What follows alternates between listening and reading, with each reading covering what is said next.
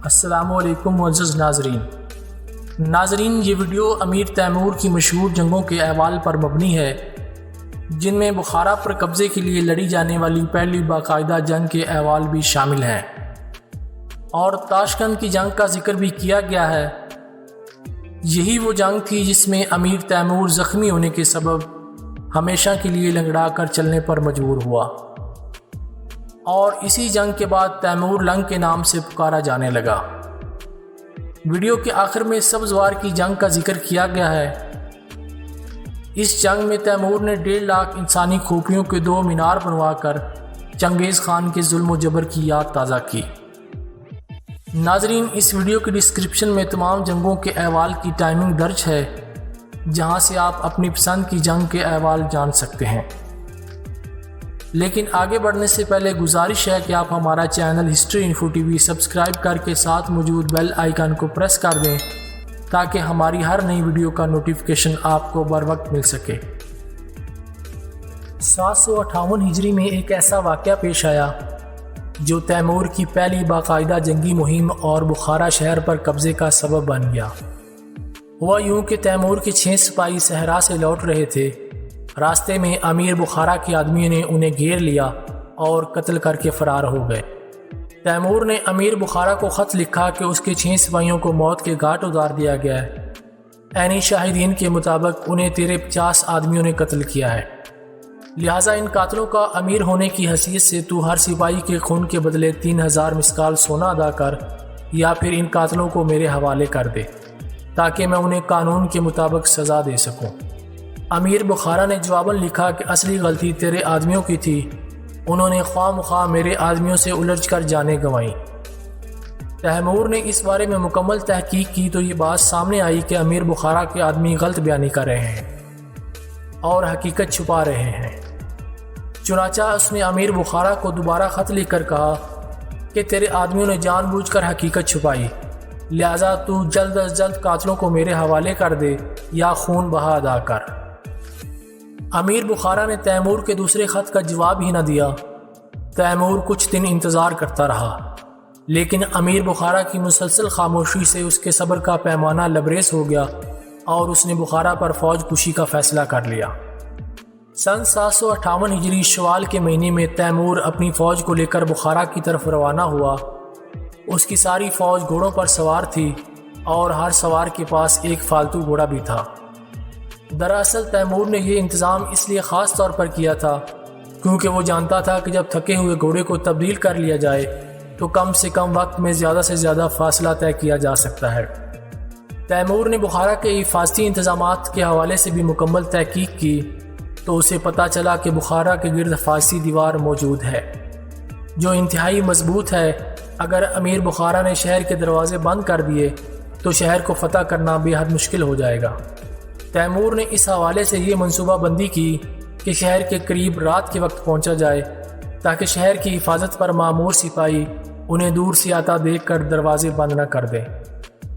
Timur نے اپنے سپاہیوں کو ایک خاص قسم کی خشک جڑی بوٹی بھی دے رکھی تھی جو گھوڑوں کی ناک پر ملنے کے لیے تھی، جس کا فائدہ یہ ہوتا تھا کہ گھوڑوں کی ہنہناہٹ ختم ہو جاتی تھی۔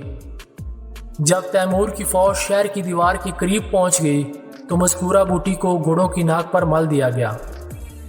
تیمور کی حکمت عملی کامیاب رہی اور بخارا کے لوگ اس کی فوج کی آمد سے قطعی بے خبر رہے۔ تاہم رات ہونے کی وجہ سے شہر کے دروازے بند کر دیے گئے، چنانچہ تیمور نے دروازے توڑنے کا حکم دے دیا۔ اس نے اپنے سپاہیوں کو حکم دیا کہ ایک طرف سے دروازے توڑے جائیں اور دوسری طرف سے کچھ آدمی سیڑھیوں کے ذریعے دیوار پھلانگ کر شہر میں داخل ہو جائیں۔ تیمور کی یہ حکمت عملی بے حد کامیاب رہی۔ دراصل بخارا پر حملہ اس قدر اچانک اور غیر متوقع تھا کہ تیمور کو کسی قسم کی مزاحمت کا سامنا نہیں کرنا پڑا۔ جب اس کی فوجیں شہر میں داخل ہوئیں تو کوہرام مچ گیا۔ امیر بخارا کو تیمور کے حملے کی اطلاع ملی تو اس نے اپنے محل کے سارے دروازے بند کروا دیے۔ بہرحال صبح تک امیر بخارا محل میں چھپا رہا۔ جب صبح ہوئی اور سورج کی روشنی پھیلی تو وہ اپنے محل کی برجی پر ظاہر ہوا اور تیمور سے کہنے لگا، اے تیمور، تو نے میرے ملک پر حملہ کیوں کیا اور تو کیا چاہتا ہے؟ تیمور نے بلند آواز سے امیر بخارا کو جواب دیتے ہوئے کہا، تیرے آدمیوں نے میرے سپاہیوں کو قتل کیا، اور میں نے تجھے خط لکھ کر خون بہا ادا کرنے یا قاتلوں کو حوالہ کرنے کا مطالبہ کیا تو نے قطعاً توجہ نہ دی اور مسلسل خاموش رہ کر مجھے حملہ کرنے پر مجبور کیا۔ اب اگر تو چاہتا ہے کہ میں تیرے ملک سے نکل جاؤں تو تجھے 5 لاکھ مسکال سونا ادا کرنا ہوگا۔ امیر بخارا یہ نیا مطالبہ سن کر غصے سے پاگل ہو گیا اور اس نے تیمور کا مطالبہ ماننے سے انکار کر دیا۔ دراصل امیر بخارا نے اپنے محل کے اندر ایک چورستہ بنا رکھا تھا اور اس کا خیال تھا کہ تیمور کو خبر ہوئے بغیر وہ فرار ہو جائے گا، لیکن یہ اس کی خام خیالی تھی کیونکہ تیمور نے ہر راستہ پر پیرا بٹھا رکھا تھا۔ کچھ ہی دیر میں ایک طرف سے شور سنائی دیا۔ تیمور کے سپاہی امیر بخارا سمیت کچھ معززین کو پکڑ کر لا رہے تھے۔ یہ لوگ خفیہ راستے سے فرار ہو رہے تھے، مگر تیمور کے پہرے داروں نے انہیں گرفتار کر کے تیمور کے سامنے پیش کر دیا۔ کچھ دیر پہلے رعونیت سے بات کرنے والا امیر بخارا تیمور کے سامنے آتے ہی رحم کی بھیک مانگنے لگا۔ اب وہ تیمور کا ہر مطالبہ ماننے کو تیار تھا۔ تیمور نے امیر بخارا کی رحم کی اپیل سرے سے مسترد کر دی اور اسے یاد دلایا کہ جب وہ صبح آزاد تھا تو اس نے تیمور کی پیشکش کو کس رعونیت سے ٹھکرا دیا تھا، لہٰذا اب اسے اپنے انجام کے لیے تیار ہو جانا چاہیے۔ اس کے بعد تیمور نے شہر کے لوگوں کو ایک جگہ جمع کرنے کا حکم دیا اور مرکز میں امیر بخارا کو لا کر کھڑا کیا۔ پھر اس نے اپنے مخصوص انداز میں تلوار کا ایک زوردار وار کیا اور امیر بخارا کا سر تن سے جدا ہو کر دور جا گرا۔ مجمع پر سکوت طاری تھا، جیسے ان کی سانسیں اچانک رک گئی ہوں۔ تیمور کو ان سے کچھ کہنے کی ضرورت نہیں تھی، اس کی تلوار سب کچھ کہہ چکی تھی۔ تیمور نے امیر بخارا کی ساری جائیداد پر قبضہ کر لیا اور بخارا کی حفاظتی دیوار گرا دینے کا حکم دے دیا۔ اس کا اصول تھا کہ جب کسی شہر کو فتح کر لو تو اس کی حفاظتی دیوار یا فصیل کو مسمار کر دو۔ امیر بخارا سے نمٹنے کے بعد تیمور نے بخارا کا نظم و نسق اپنے افسر کو سونپا اور خود واپس سمرقند روانہ ہو گیا۔ سمرقند واپس آنے کے بعد تیمور کو ایک عجیب خواب نظر آیا جو دراصل اس کی زندگی بھر کے نشیب و فراز کی علامت تھا۔ خواب میں تیمور نے دیکھا کہ ایک سیڑھی ہوا میں معلق ہے اور حیران کن طور پر گر بھی نہیں رہی۔ تیمور اس حیران کن سیڑھی کو دیکھ کر خود سے سوال کر رہا تھا، آخر یہ سیڑھی گرتی کیوں نہیں، کہ اسی اثنا میں اسے ایک گرجدار آواز سنائی دی، اے تیمور اٹھ اور سیڑھی پر چڑھنا شروع کر دے۔ تیمور نے ادھر ادھر دیکھا مگر اسے کوئی نظر نہ آیا۔ اس نے جواب دیا، یہ سیڑھی ہوا میں معلق ہے اور کسی لمحے بھی نیچے گر سکتی ہے۔ وہ آواز پھر گونجی، تیمور کیا تو اوپر چڑھنے سے ڈرتا ہے؟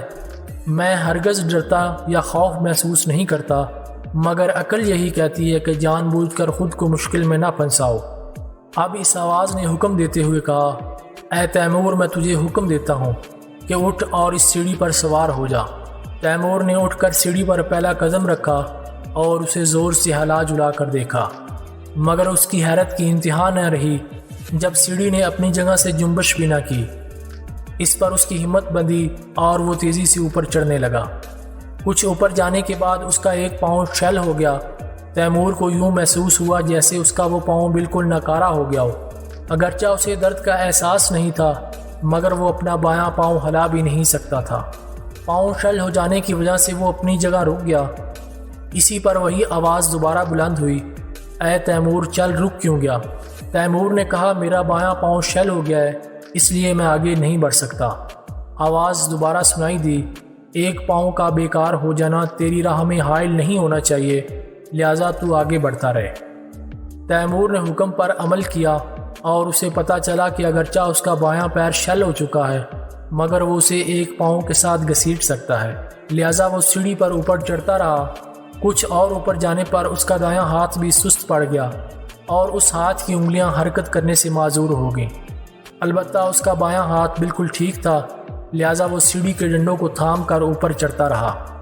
آخرکار ایسی جگہ پہنچ گیا جہاں پہنچ کر سیڑھی ختم ہوگی اور آگے کچھ نہ دکھائی دیتا تھا۔ یہاں وہی آواز پھر سنائی دی جو تیمور سے پوچھ رہی تھی، اے تیمور تو جانتا ہے کہ یہاں تک پہنچنے میں تو نے کتنی سیڑھیاں طے کی؟ تیمور نے کہا، نہیں میں یہ نہیں جان سکا۔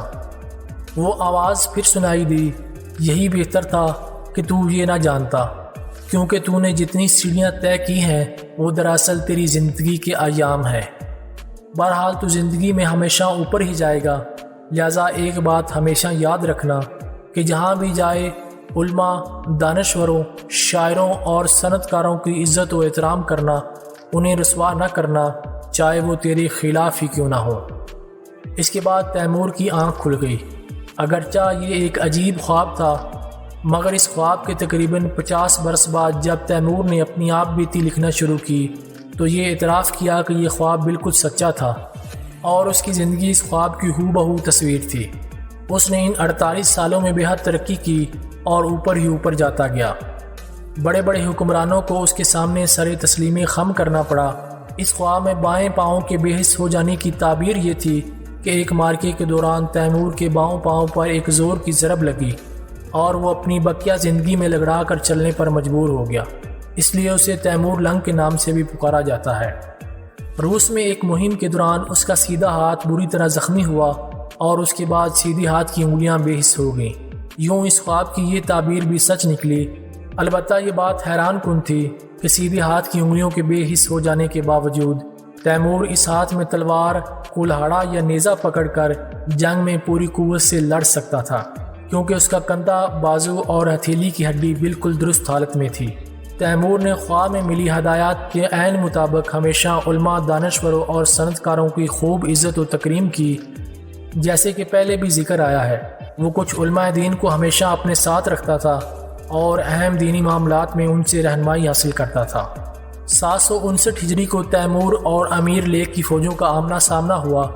امیر لیک ان 5 حکمرانوں میں سے ایک تھا جو امیر بخارا کے دوستوں میں تھے اور تیمور کے خلاف متحد ہو چکے تھے۔ یہ 5 حکمران 1 لاکھ کی فوج جمع کر کے سمرقند پر حملے کا منصوبہ بنا رہے تھے۔ امیر لیک کے بارے میں مشہور تھا کہ وہ ترک سلاطین کی اعلیٰ نسل سے ہونے کا دعویٰ کرتا ہے۔ وہ خود کو دوسرے انسانوں سے اعلیٰ و برتر سمجھتا ہے۔ وہ جب کبھی کہیں جاتا ہے تو ایک سیاہ پرچم اس کی آگے آگے لہرایا جاتا ہے جس پر گائے کی 9 دمیں لٹک رہی ہوتی ہیں، مگر حقیقت میں یہ خود کو دوسروں سے اعلیٰ سمجھنے والا حکمران اعلیٰ صلاحیتوں سے قطعی نابلد تھا۔ اس نے اپنے شہر کے لوگوں کی حفاظت کے مناسب انتظامات تک نہیں کیے ہوئے تھے۔ چنانچہ تیمور کی فوجیں جب اچانک سبزوار پہنچیں تو شہر کے باہر لوگوں کو حصار میں پناہ لینے کی مہلت بھی نہ مل سکی۔ تیمور کی فوج تقریباً 4000 سپاہیوں پر مشتمل تھی جو سب گھوڑ سوار تھے اور ان کے پاس حسب معمول فالتو گھوڑے بھی تھے۔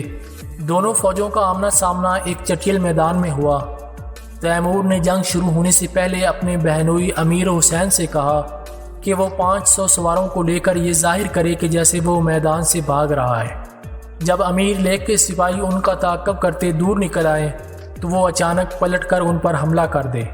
جنگ شروع ہونے پر امیر حسین نے ویسے ہی کیا جیسے تیمور نے ہدایت کی تھی۔ تیمور کا خیال تھا کہ اس کے بہنوئی کے تعاقب میں 200 یا 300 سے زیادہ دشمن کے سپاہی نہیں جائیں گے، مگر حیرت انگیز طور پر دشمن کے 1000 سے زائد سپاہی میدان جنگ چھوڑ کر امیر حسین کے پیچھے بھاگ کھڑے ہوئے۔ اب تیمور نے اپنے سپاہیوں کو اشارہ کیا کہ وہ دشمن کے گھوڑوں کو نکارہ بنانا شروع کر دے۔ اگرچہ یہ کوئی اچھی حرکت نہیں سمجھی جاتی تھی، مگر تیمور کی یہ حکمت عملی انتہائی کامیاب رہی۔ اس سے دشمن پر زبردست دباؤ پڑا۔ دشمن کی بے شمار سپاہی پیدل جنگ پر مجبور ہو گئے۔ تیمور نے اپنے ایک افسر کو پیدل جنگ کرنے والوں پر بھرپور ضرب لگانے کا حکم دیا۔ یہ حملہ اس قدر مہلک ثابت ہوا کہ دشمن کے سپاہی گاجر مولیوں کی طرح کٹنے لگے۔ انہیں سمجھ نہیں آتی تھی کہ اپنا بچاؤ کیسے کریں۔ وہ دہشت زدہ ہو کر بھاگ رہے تھے اور چیخو پکار کر رہے تھے۔ تیمور نے اپنی ذہانت اور قابلیت سے امیر لیک کی بڑی فوج کو عبرت کا نشان بنا دیا۔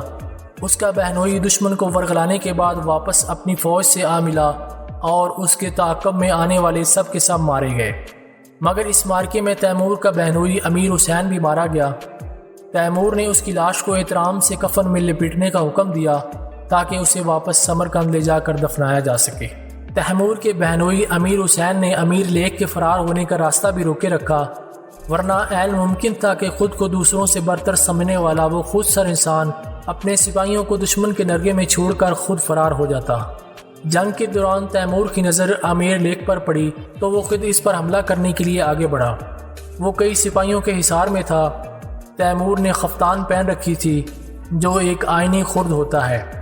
وہ ضرب اختر پر خفتان کو ترجیح دیتا تھا کیونکہ وہ کئی بار دوسروں کی زرع کو ٹکڑے ٹکڑے کر چکا تھا، مگر خفتان کو توڑنے میں کبھی کامیاب نہ ہو سکا تھا۔ جب تیمور اپنے کچھ سپاہیوں کو لے کر امیر لیک کے نزدیک پہنچا تو اس نے ترکی زبان میں تیمور سے دریافت کیا، اے نوجوان تو کون ہے؟ تیمور نے جواب دیا، تیری موت۔ امیر لیک کے سپاہی تیمور پر جھپٹے، مگر آن کی آن میں تیمور کی تلوار نے محافظوں کو کاٹ کر رکھ دیا اور وہ امیر لیک کے نزدیک پہنچ گیا۔ تیمور جان گیا تھا کہ اب وہ بہت جلد اس مغرور شخص کو موت کے گھاٹ اتار دے گا، مگر اس کی ذرا بختر اور آئینی خرد اس کی راہ میں رکاوٹ بنے ہوئے تھے۔ تیمور دونوں ہاتھوں سے تلوار چلا رہا تھا اور جب وہ اپنے ایک ہاتھ سے امیر لیک کی تلوار کا وار روکے ہوئے تھا، اس نے دوسرے ہاتھ سے اس کے پاؤں پر ایسا وار کیا کہ اس کا وہ پاؤں کٹ کر دور جا گرا۔ امیر لیک درد کی شدت سے دورہ ہو گیا۔ اسی لمحے تیمور نے دوسرے ہاتھ سے وار کر کے اس کے بائیں ہاتھ کو بھی کاٹ دیا۔ اب تو امیر لیک گھوڑے کی پیٹھ سے زمین پر آ گرا۔ تیمور نے اس کا سر کاٹ کر نیزے پر چڑھا دینے کا حکم دیا تاکہ امیر لیک کے آدمی جان لیں کہ اب ان کا امیر اس دنیا میں نہیں رہا۔ یہ نسخہ بے حد کارگر رہا اور دشمن کے سپاہی میدان چھوڑ کر بھاگ نکلے۔ اس جنگ میں تیمور کے 500 سے زائد سپاہی مارے گئے، جن میں اس کا بہنوئی امیر حسین بھی شامل تھا، مگر اس نے ایک بہت بڑی فوج کو شکست دے کر نہ صرف اس مغرور حکمران کا خاتمہ کیا بلکہ باقی 3 حکمران بھی تیمور کے خوف سے اس کے خلاف سازشوں سے باز آ گئے۔ سن 760 تا 770 ہجری تک تیمور کی زندگی زبردست جنگی مہمات میں گزری۔ گھوڑوں کی ٹاپیں، تلواروں کے ٹکرانے کی جھنکاریں، آہو پکار، للکارے، نعرے اور خون کے فوارے اس کے شب و روز کا حصہ بنے رہے۔ مسلسل 11 سال تک یہی سلسلہ جاری رہا۔ ان مہمات میں تیمور نے بڑے پیمانے پر علاقے فتح کیے اور خوارزم، ماورا نہر سمیت ایک وسیع علاقہ تیمور کے زیر نگیں آ گیا۔ انہی 11 سالوں کے دوران پیش آئے بڑے مارکوں میں ایک تاشقند کی جنگ بھی تھی، جس میں تیمور کا بایاں پاؤں ہمیشہ کے لیے بیکار ہوا اور وہ باقی عمر اس پاؤں کو گھسیٹ کر چلنے پر مجبور ہو گیا۔ تیمور نے تاشقند کو جب پہلی بار فتح کیا تو اپنے ایک بھروسہ مند افسر محمد غلوک کو وہاں کا نظم و نسق سونپ دیا۔ تاہم غلوک نے بہت جلد ہی بے شمار دولت اور فوج جمع کر لی اور خود سر بن گیا۔ وہ بغاوت پر اتر آیا اور تیمور کو تاشقند پر دوبارہ قبضے کے لیے مجبور ہونا پڑا۔ یہ سن 768 ہجری کا واقعہ ہے جب تیمور نے اپنی 70,000 سپاہیوں کی فوج کے ساتھ تاشقند کا محاصرہ کر لیا۔ تاشقند کے گرد حفاظتی دیوار موجود تھی۔ جنگ سے قبل تیمور نے اہل تاشقند کو پیغام بھجوایا کہ وہ خود ہی غلوک کے خلاف اٹھ کھڑے ہوں اور ان کے اقتدار کو ماننے سے انکار کر دیں، مگر ان کی طرف سے کوئی خاطر خواہ جواب موصول نہیں ہوا۔ تیمور نے تحقیق کروائی تو پتہ چلا کہ تاشقند زیر زمین سرنگوں کے ذریعے باہر کی دنیا سے منسلک ہے۔ چنانچہ اس نے اپنے سپاہیوں کو ہدایت کی کہ وہ تاشقند کے حصار کی بنیادی دیواروں تک نقب لگائیں۔ جب اس کے نقب لگانے والے شمال اور جنوب کی طرف سے شہر کی فصیل کے بنیادوں تک پہنچ گئے تو تیمور نے اپنے افسروں کو ہدایت کی کہ وہ اگلے دن بھرپور حملے کی تیاری کریں۔ اگلی صبح جیسے ہی پھوٹی تو تیمور نے اپنے سپاہیوں کو بارود کے 4 بڑے ڈھیر تیار کر کے تاشقند کی دیوار کے شمالی اور جنوبی حصوں کی بنیادوں تک پہنچانے کا حکم دیا۔ پھر اس نے انہیں حکم دیا کہ بارود کے ان ڈھیروں کے ساتھ پتیلے باندھ کر نقب کے بیرونی دانوں تک لے آئیں۔ جب یہ کام مکمل ہو گیا تو تیمور نے ایک فتیلے کو خود اور دوسری طرف سے ایک افسر شیر بہادر کے ذریعے آگ لگا دی۔ چند ہی لمحوں میں ایک قیامت خیز دھماکہ ہوا اور دیواریں تاشقند زمین بوس ہو گئی۔ اس دھماکے کی آواز اس قدر ہولناک تھی کہ گھوڑے سر پٹ بھاگ کھڑے ہوئے اور کمزور دل سپاہی دل پکڑ کر بیٹھ گئے۔ تیمور اور اس کے سپاہی پیدل ہی شہر میں داخل ہو گئے، تاہم اس نے کچھ سپاہیوں کو شہر کی نگرانی کے لیے باہر ہی موجود رہنے کا حکم دیا تاکہ محمد غلوک اور اس کے فوجی فرار نہ ہو سکیں۔ تیمور کا اصول تھا کہ جب کوئی اس کے خلاف بغاوت کرتا یا دھوکہ دیتا تو سرے عام اس کی کھال اتروا دیتا اور پھر اس شخص کو کھولتے ہوئے تیل میں ڈلوا دیتا۔ یہ بات محمد غلوک کو بھی اچھی طرح معلوم تھی۔ وہ جانتا تھا کہ اگر وہ زندہ تیمور کے ہاتھ لگ گیا تو اس کا انجام بھی وہی ہوگا۔ چنانچہ وہ اپنے سپاہیوں کے ساتھ بے حد جگری سے تیمور کی فوجوں کا مقابلہ کرتا رہا۔ اس کی اس پائیداری کے پیچھے بہادری اور ہمت سے زیادہ خوف کا ہاتھ تھا۔ تیمور آئینی خرد پہنے ہوئے جنگ میں پیش پیش تھا۔ اس کے پیچھے اور دائیں بائیں اس کے سپاہی دشمن کے سپاہیوں سے لڑ رہے تھے۔ اسی اثنا میں تیمور کی بائیں طرف والا سپاہی اچانک لڑائی میں مارا گیا۔ تیمور بھی لڑائی میں مصروف تھا اور دشمن کے سپاہیوں کو دونوں ہاتھوں سے تلوار کا نشانہ بنا رہا تھا، لیکن اس سے پہلے کہ کوئی دوسرا سپاہی بائیں طرف سے مرنے والے کی جگہ لیتا، دشمن کے سپاہیوں کو چلایا ہوا ایک تیر آ کر تیمور کی بائیں پاؤں میں پیوست ہو گیا۔ تیمور کو یوں لگا جیسے اس کا پیر کٹ کر الگ ہو گیا ہو۔ اسی لمحے ایک سپاہی نے بائیں طرف والی جگہ سنبھال لی اور تیمور مزید تیروں کے حملے سے بچ گیا۔ جب تیمور کو تیر کا وہ زخم لگا تو اگرچہ تیمور شدید تکلیف میں مبتلا ہوا اور اسے لگا کہ اس کا پیر کٹ کر الگ ہو گیا ہے، مگر اس کے باوجود نہ وہ چیخا اور نہ ہی اس نے تکلیف کے باعث آؤ بکا کی۔ اسے اس بات کا خاص خیال رہتا تھا کہ وہ جنگ کے دوران کسی بھی موقع پر اپنے سپاہیوں کے سامنے خود کو کمزور اور ناتواں محسوس نہ ہونے دے۔ چنانچہ تیمور کے سپاہیوں کو یہ خبر ہی نہ ہو سکی کہ وہ شدید زخمی ہو گیا ہے، مگر کچھ دیر بعد ایک سپاہی کی نظر اس کے پیر سے ٹپکنے والے خون کی قطروں پر پڑی تو اس نے چلا کر کہا، اے امیر، تو شدید زخمی ہو گیا ہے۔ تیمور نے فوراً اسے کہا، تو چپ رہے اور اپنا کام کر۔ تیمور ہرگز نہیں چاہتا تھا کہ اس وقت وہ جنگ کے میدان سے دور ہو یا اس کے سپاہیوں کی توجہ جنگ سے ہٹ کر اس کی طرف مبذول ہو۔ تیمور نے اپنے سپاہیوں کو حکم دیا کہ محمد غولوک کو زندہ پکڑنے کی ہر ممکن کوشش کریں، مگر چونکہ وہ انتہائی بے جگری سے لڑ رہا تھا لہٰذا لڑائی کے دوران ہی مارا گیا۔ تاہم اس کے 3 بے حد قریبی ساتھی جو کبھی تیمور کے قابل اعتماد سپاہی تھے اور اب بغاوت کے جرم کے مرتکب ہو چکے تھے، گرفتار ہو کر اس کے سامنے پیش ہوئے۔ تیمور نے فوراً تینوں کی کھال اتارنے کا حکم جاری کر دیا، تاہم انہیں کھولتے ہوئے تیل میں ڈالنے کی نوبت نہیں آئی کیونکہ کھال اتارنے کے عمل کے دوران ہی وہ مارے گئے۔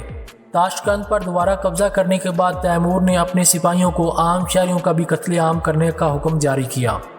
اس نے حکم دیا کہ شہر میں کوئی مرد زندہ باقی نہیں رہنا چاہیے، جبکہ عورتیں، نوجوان لڑکے اور لڑکیوں کو گرفتار کر کے سپاہیوں اور افسروں میں تقسیم کر دیا جائے۔ عام شہریوں کو قتل کرنے کی وجہ یہ تھی کہ انہوں نے تیمور کے واضح پیغام کے باوجود اپنے حکمران کی حمایت جاری رکھی تھی۔ جب شام کے وقت لڑائی کا اختتام ہوا اور جنگی معاملات طے پا چکے تو تیمور کو اپنے پاؤں کے بارے میں فکر لاحق ہوئی اور اس نے اپنے زخم کی طرف توجہ دی۔ اب جب اس نے اپنے گھوڑے سے اترنے کی کوشش کی تو ایسا نہ کر سکا۔ اس کے سپاہیوں نے سہارا دے کر اسے گھوڑے سے اتارا اور خیمے میں لے گئے۔ جب شاہی طبیب نے تیمور کے زخم کا معائنہ کیا تو پتہ چلا کہ اس کے زانوں کی ہڈی بری طرح زخمی ہو گئی ہے۔ طبیب نے تیمور کو ہدایت کی کہ وہ بستر سے ہرگز نہ اٹھے ورنہ ساری عمر ایک پاؤں سے لنگڑا کر چلنا پڑے گا۔ تیمور اس دن اور پھر رات پر اپنے بستر پر لیٹا رہا، تاہم اگلے دن اس نے حکم دیا کہ اسے تخت پر لٹا کر شہر کا دورہ کروایا جائے تاکہ وہ دیکھ سکے کہ شہر میں کوئی مرد زندہ باقی تو نہیں۔ شہر بھر میں جنازے پڑے ہوئے تھے، کئی جگہ عورتوں کے جنازے بھی موجود تھے جن کے بارے میں بتایا گیا تھا کہ انہوں نے سپاہیوں کے سامنے مزاحمت کی اور گرفتاری دینے سے انکار کیا، لہذا مزاحمت کرتے ہوئے ماری گئیں۔ تیمور اگرچہ خود حافظ قرآن تھا اور حکام شریعہ کی پیروی کو بھی لازمی قرار دیتا تھا، مگر اس کا یہ فعل عقل و مذہب کے خلاف دکھائی دیتا تھا کہ وہ جب کسی شہر کو فتح کرتا تو اطاعت پر تیار ہونے والے عام شہریوں کے بھی قتل کا حکم صادر کر دیتا۔ اس حوالے سے اس کا موقف تھا کہ حکومت کرنے کے کچھ اصول ہوتے ہیں جو ابتدائی دنیا سے چلے آ رہے ہیں اور ان میں تبدیلی ممکن نہیں۔ اس کے مطابق ان اصولوں میں ایک اصول یہ ہے کہ عام لوگ اپنے حکمرانوں سے ڈرتے رہیں، کیونکہ اگر ان کے دلوں میں یہ خوف نہیں ہوگا تو ان کے احکامات پر عمل نہیں کریں گے۔ چنانچہ وہ اپنی نافرمانی کرنے والے کا سر فوراً تن سے جدا کروا دیتا۔ تیمور کی وسیع سلطنت میں 3000 جلاد سرکاری فرائض کی انجام دہی کے لیے ہمہ وقت تیار رہتے تھے۔ تیمور کی اس سخت گیری کو اگرچہ تنقید کا نشانہ بنایا جا سکتا ہے، مگر یہ بھی سچ ہے کہ اس کی اسی سخت اور بے لچک پالیسی کے سبب اس کی سلطنت میں امن و امان اور قانون کی پاسداری کا سختی سے خیال رکھا جاتا تھا۔ وہ خود دعویٰ کرتا تھا کہ میری سلطنت میں بے شک ایک نابالغ بچے کے سر پر سونے سے بھری تھار رکھ کر اسے اکیلا جہاں چاہے سفر کرنے دو، کسی اوباش یا گنڈے کی مجال نہیں کہ اس کی طرف بری نظر سے بھی دیکھ سکے۔ چوری کی روک تھام کے لیے تیمور نے ایک اور طریقہ بھی ایجاد کر رکھا تھا، وہ یہ کہ جس علاقے میں چوری کی واردات ہوتی تو اس علاقے کے دروغہ یا کوتوال کے ہاتھ کٹوا دیتا۔ اگرچہ یہ طریقہ انتہائی عجیب تھا، مگر اس کی وجہ سے شہر کا دروغہ اس بات کا خاص خیال رکھتا تھا کہ اس کے علاقے میں چوری کی کوئی واردات نہ ہو۔ چوروں اور رسہ گیروں کا کلا کما اس کی اولین ترجیح ہوتی، تیمور نے سرکاری عہدیداران اور کارندوں کے لیے خاص طور پر بے حد سخت قوانین وضع کر رکھے تھے۔ اگر کوئی سرکاری افسر یا کوتوال کسی عام شہری سے زیادتی کرتا، رشوت طلب کرتا یا ظلم کرتا پکڑا جاتا تو تیمور بلا تعمل اس کی گردن اڑا دینے کا حکم صادر کر دیتا۔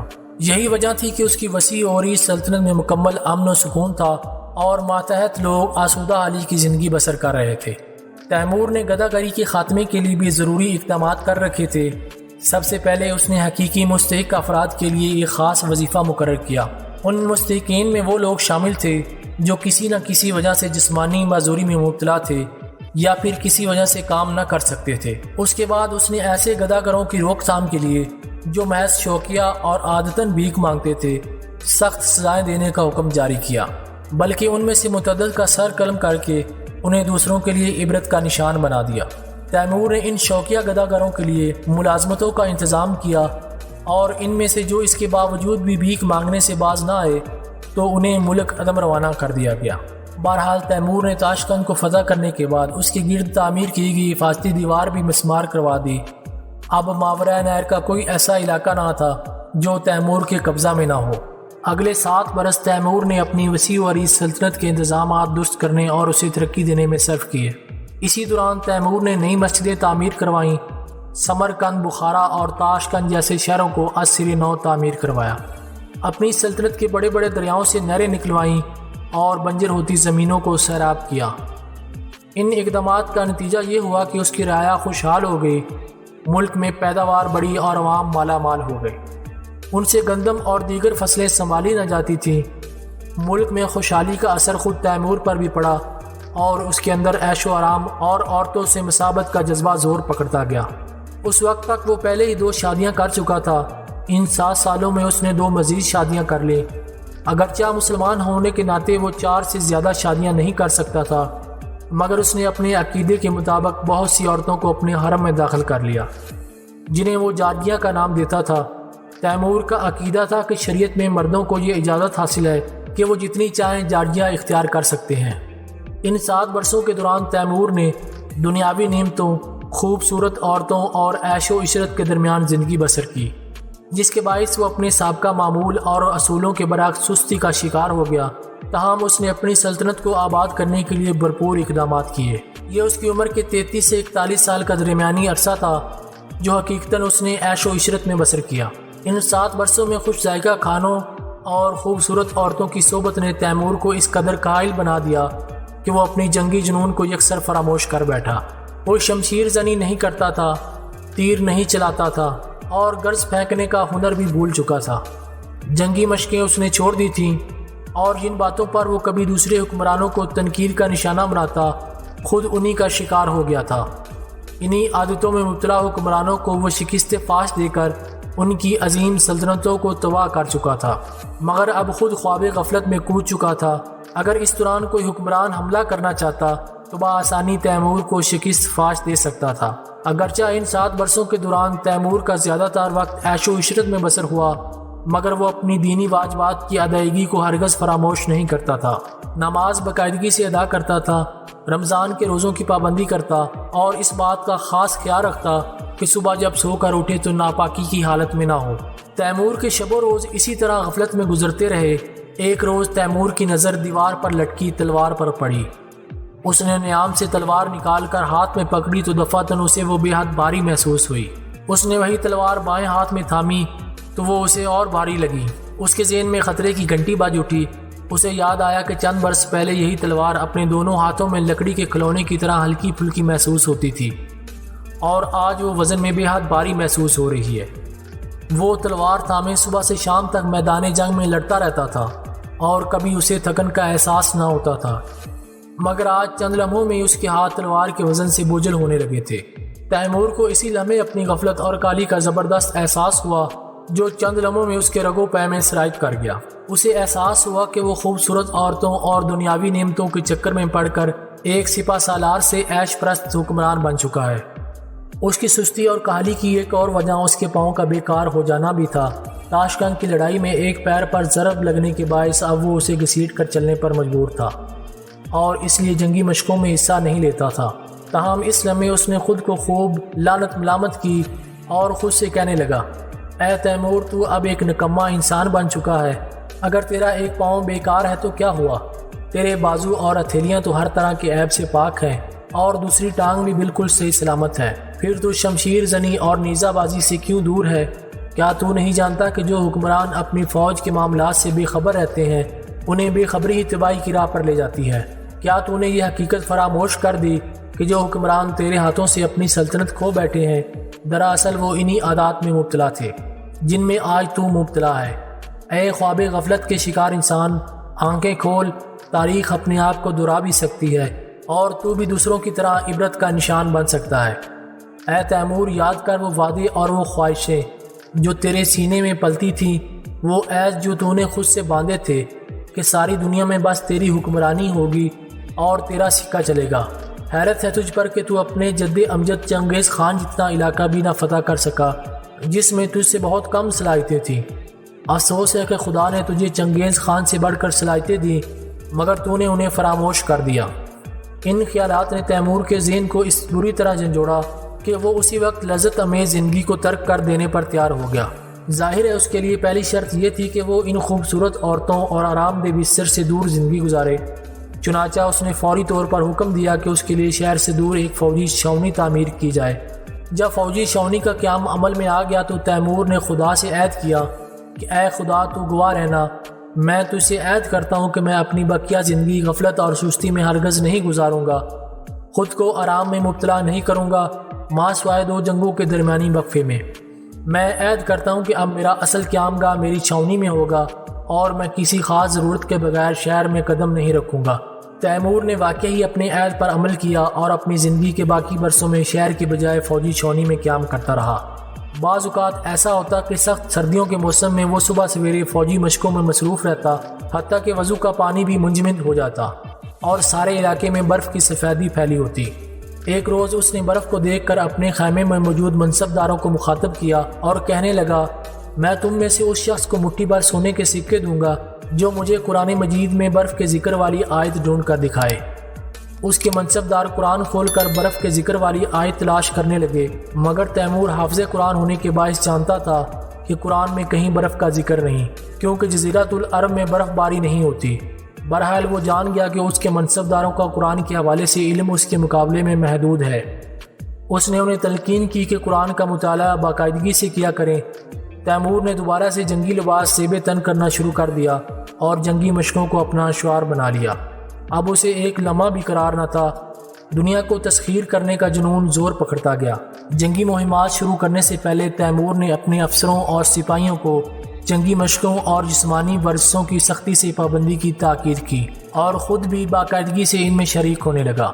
وہ جانتا تھا کہ جب حکمران عیش و عشرت اور تن پروری کی عادت میں مبتلا ہو جائیں تو افسر اور سپاہی بھی انہی عادات کا شکار ہو جاتے ہیں۔ اس لیے وہ خود اپنے افسران اور طاقتور سپاہیوں کے ہمراہ کشتی لڑنے اور زور آزمائی کی مشقیں کرنے میں شریک ہوتا۔ جنگ کے دوران اکثر ایسی صورتحال کا سامنا کرنا پڑتا کہ دشمن سے دست و گریباں ہو کر لڑائی کرنی پڑتی۔ ایسی صورت میں وہی حریف کامیاب رہتا جو زیادہ جسمانی قوت اور فن پہلوانی میں ماہر ہو۔ چنانچہ تیمور نے کئی ماہ تک مسلسل اپنے فوجیوں کو اور خود کو جنگی اور جسمانی مشقوں میں مبتلا رکھا۔ جب اسے خوب اطمینان ہو گیا کہ اس کے افسر اور سپاہی مکمل جنگی تیاری کر چکے ہیں اور لڑائی کے لیے خوب تیار ہے تو اس نے سب سے پہلے خراساں کو فتح کرنے کا فیصلہ کیا۔ خراساں کے مشہور شہر نشاپور کے بارے میں یہ بات کہی جاتی ہے کہ ہر روز 100 تجارتی قافلے اس شہر میں داخل ہوتے یا وہاں سے جاتے۔ یہاں کے تاجروں کے بارے میں مشہور تھا کہ وہ صرف سونے کے سکوں کو گنتے ہیں اور چاندی کے سکوں کو خاطر میں نہیں لاتے بلکہ انہیں صرف تولتے ہیں۔ دراصل انہیں اتنی فرصت ہی نہیں ملتی تھی کہ وہ چاندی کے سکوں کو گننے میں وقت ضائع کریں۔ مزید برآں نشاپور ریشمی کپڑے کا سب سے بڑا مرکز بھی تصور کیا جاتا تھا۔ خراساں کے 2 اور شہر سبزوار اور پسرویا بھی بے حد شہرت کے حامل تھے۔ سبزوار کے بارے میں کہا جاتا ہے کہ یہاں قالین بانی کے سب سے بہترین کاریگر موجود تھے۔ پسرویا کے بارے میں مشہور تھا کہ یہاں کے سارے باشندے دانشور ہیں۔ تیمور کا ارادہ تھا کہ خراساں پر اس طرح اچانک حملہ آور ہو کہ وہاں کے لوگ بالکل غافل گیر ہوں۔ چنانچہ اس نے یہ حقیقت اپنے افسران سے بھی چھپا کر رکھی کہ وہ اصل میں خراساں پر قبضے کا ارادہ رکھتا ہے، بلکہ اس نے اپنے افسران کو بتایا کہ اشکاباد موجودہ ترکمانستان پر قبضہ کرنا چاہتا ہے۔ جب تیمور کی فوجیں ترکمانستان کے قریب پہنچیں تو وہ وہاں داخل ہونے کی بجائے چکر کاٹتے ہوئے نیشا پور کی طرف مڑ گیا۔ راستے میں اسے بتایا گیا کہ نیشا پور کے راستے میں ایک پہاڑ ہے اور اس سے گزرنے والا راستہ انتہائی دشوار گزار ہے۔ راستے میں آبادیاں بھی تھیں، چنانچہ تیمور نے سیدھے مگر دشوار راستے سے گزرنے کی بجائے پہاڑ کا طویل چکر کاٹ کر خراساں پہنچنے کا فیصلہ کیا۔ اس کی وجہ یہ تھی کہ وہ ہر صورت بے خبری کی حالت میں خراساں پر حملہ کرنا چاہتا تھا۔ اگر وہ آبادی والے علاقے سے فوج کو لے کر حملہ آور ہوتا تو عین ممکن تھا کہ ان کو دور سے آتا دیکھ کر آبادی کے لوگ خراساں کے حکمران کو خبردار کر دیتے اور وہ اپنے دفاع کے لیے خصوصی انتظامات کر لیتا۔ تیمور نے اپنے افسران اور سپاہیوں کو اضافی گھوڑے دیے جو اس بات کی علامت تھے کہ اب انہیں بلا توقف مسلسل سفر کرنا ہوگا، حتیٰ کہ کھانا بھی گھوڑے کی پیٹھ پر ہی کھانا پڑے گا اور ان کے آرام کا وقت صرف وہ ہوگا جب وہ اپنے گھوڑے کو خشک چارہ اور پانی دینے کے لیے قیام کریں گے۔ تیمور جب خراساں کی سرزمین پر پہنچا تو وہاں کی دلکشی اور بہار کے نظارے دیکھ کر حیران رہ گیا۔ اب تک وہ ماورا نہر کو دنیا کا سب سے خوبصورت خطہ تصور کرتا تھا، مگر دنیا میں اس سے بھی زیادہ دلکش نظاروں والا خطہ موجود تھا جو خراساں کی صورت میں اس کے سامنے تھا۔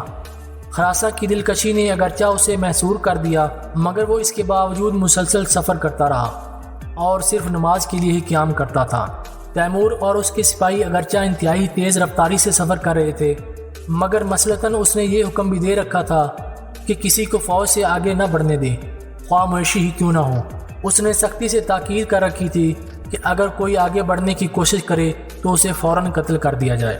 راستے میں دہ بالا نامی گاؤں میں تیمور کی نظر ایک مسجد پر پڑی۔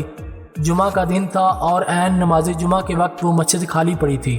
تیمور نے مسجد کے امام کو طلب کیا تو ایک سفید داڑھی والے خمیدہ کمر بوڑھے کو اس کے سامنے پیش کیا گیا۔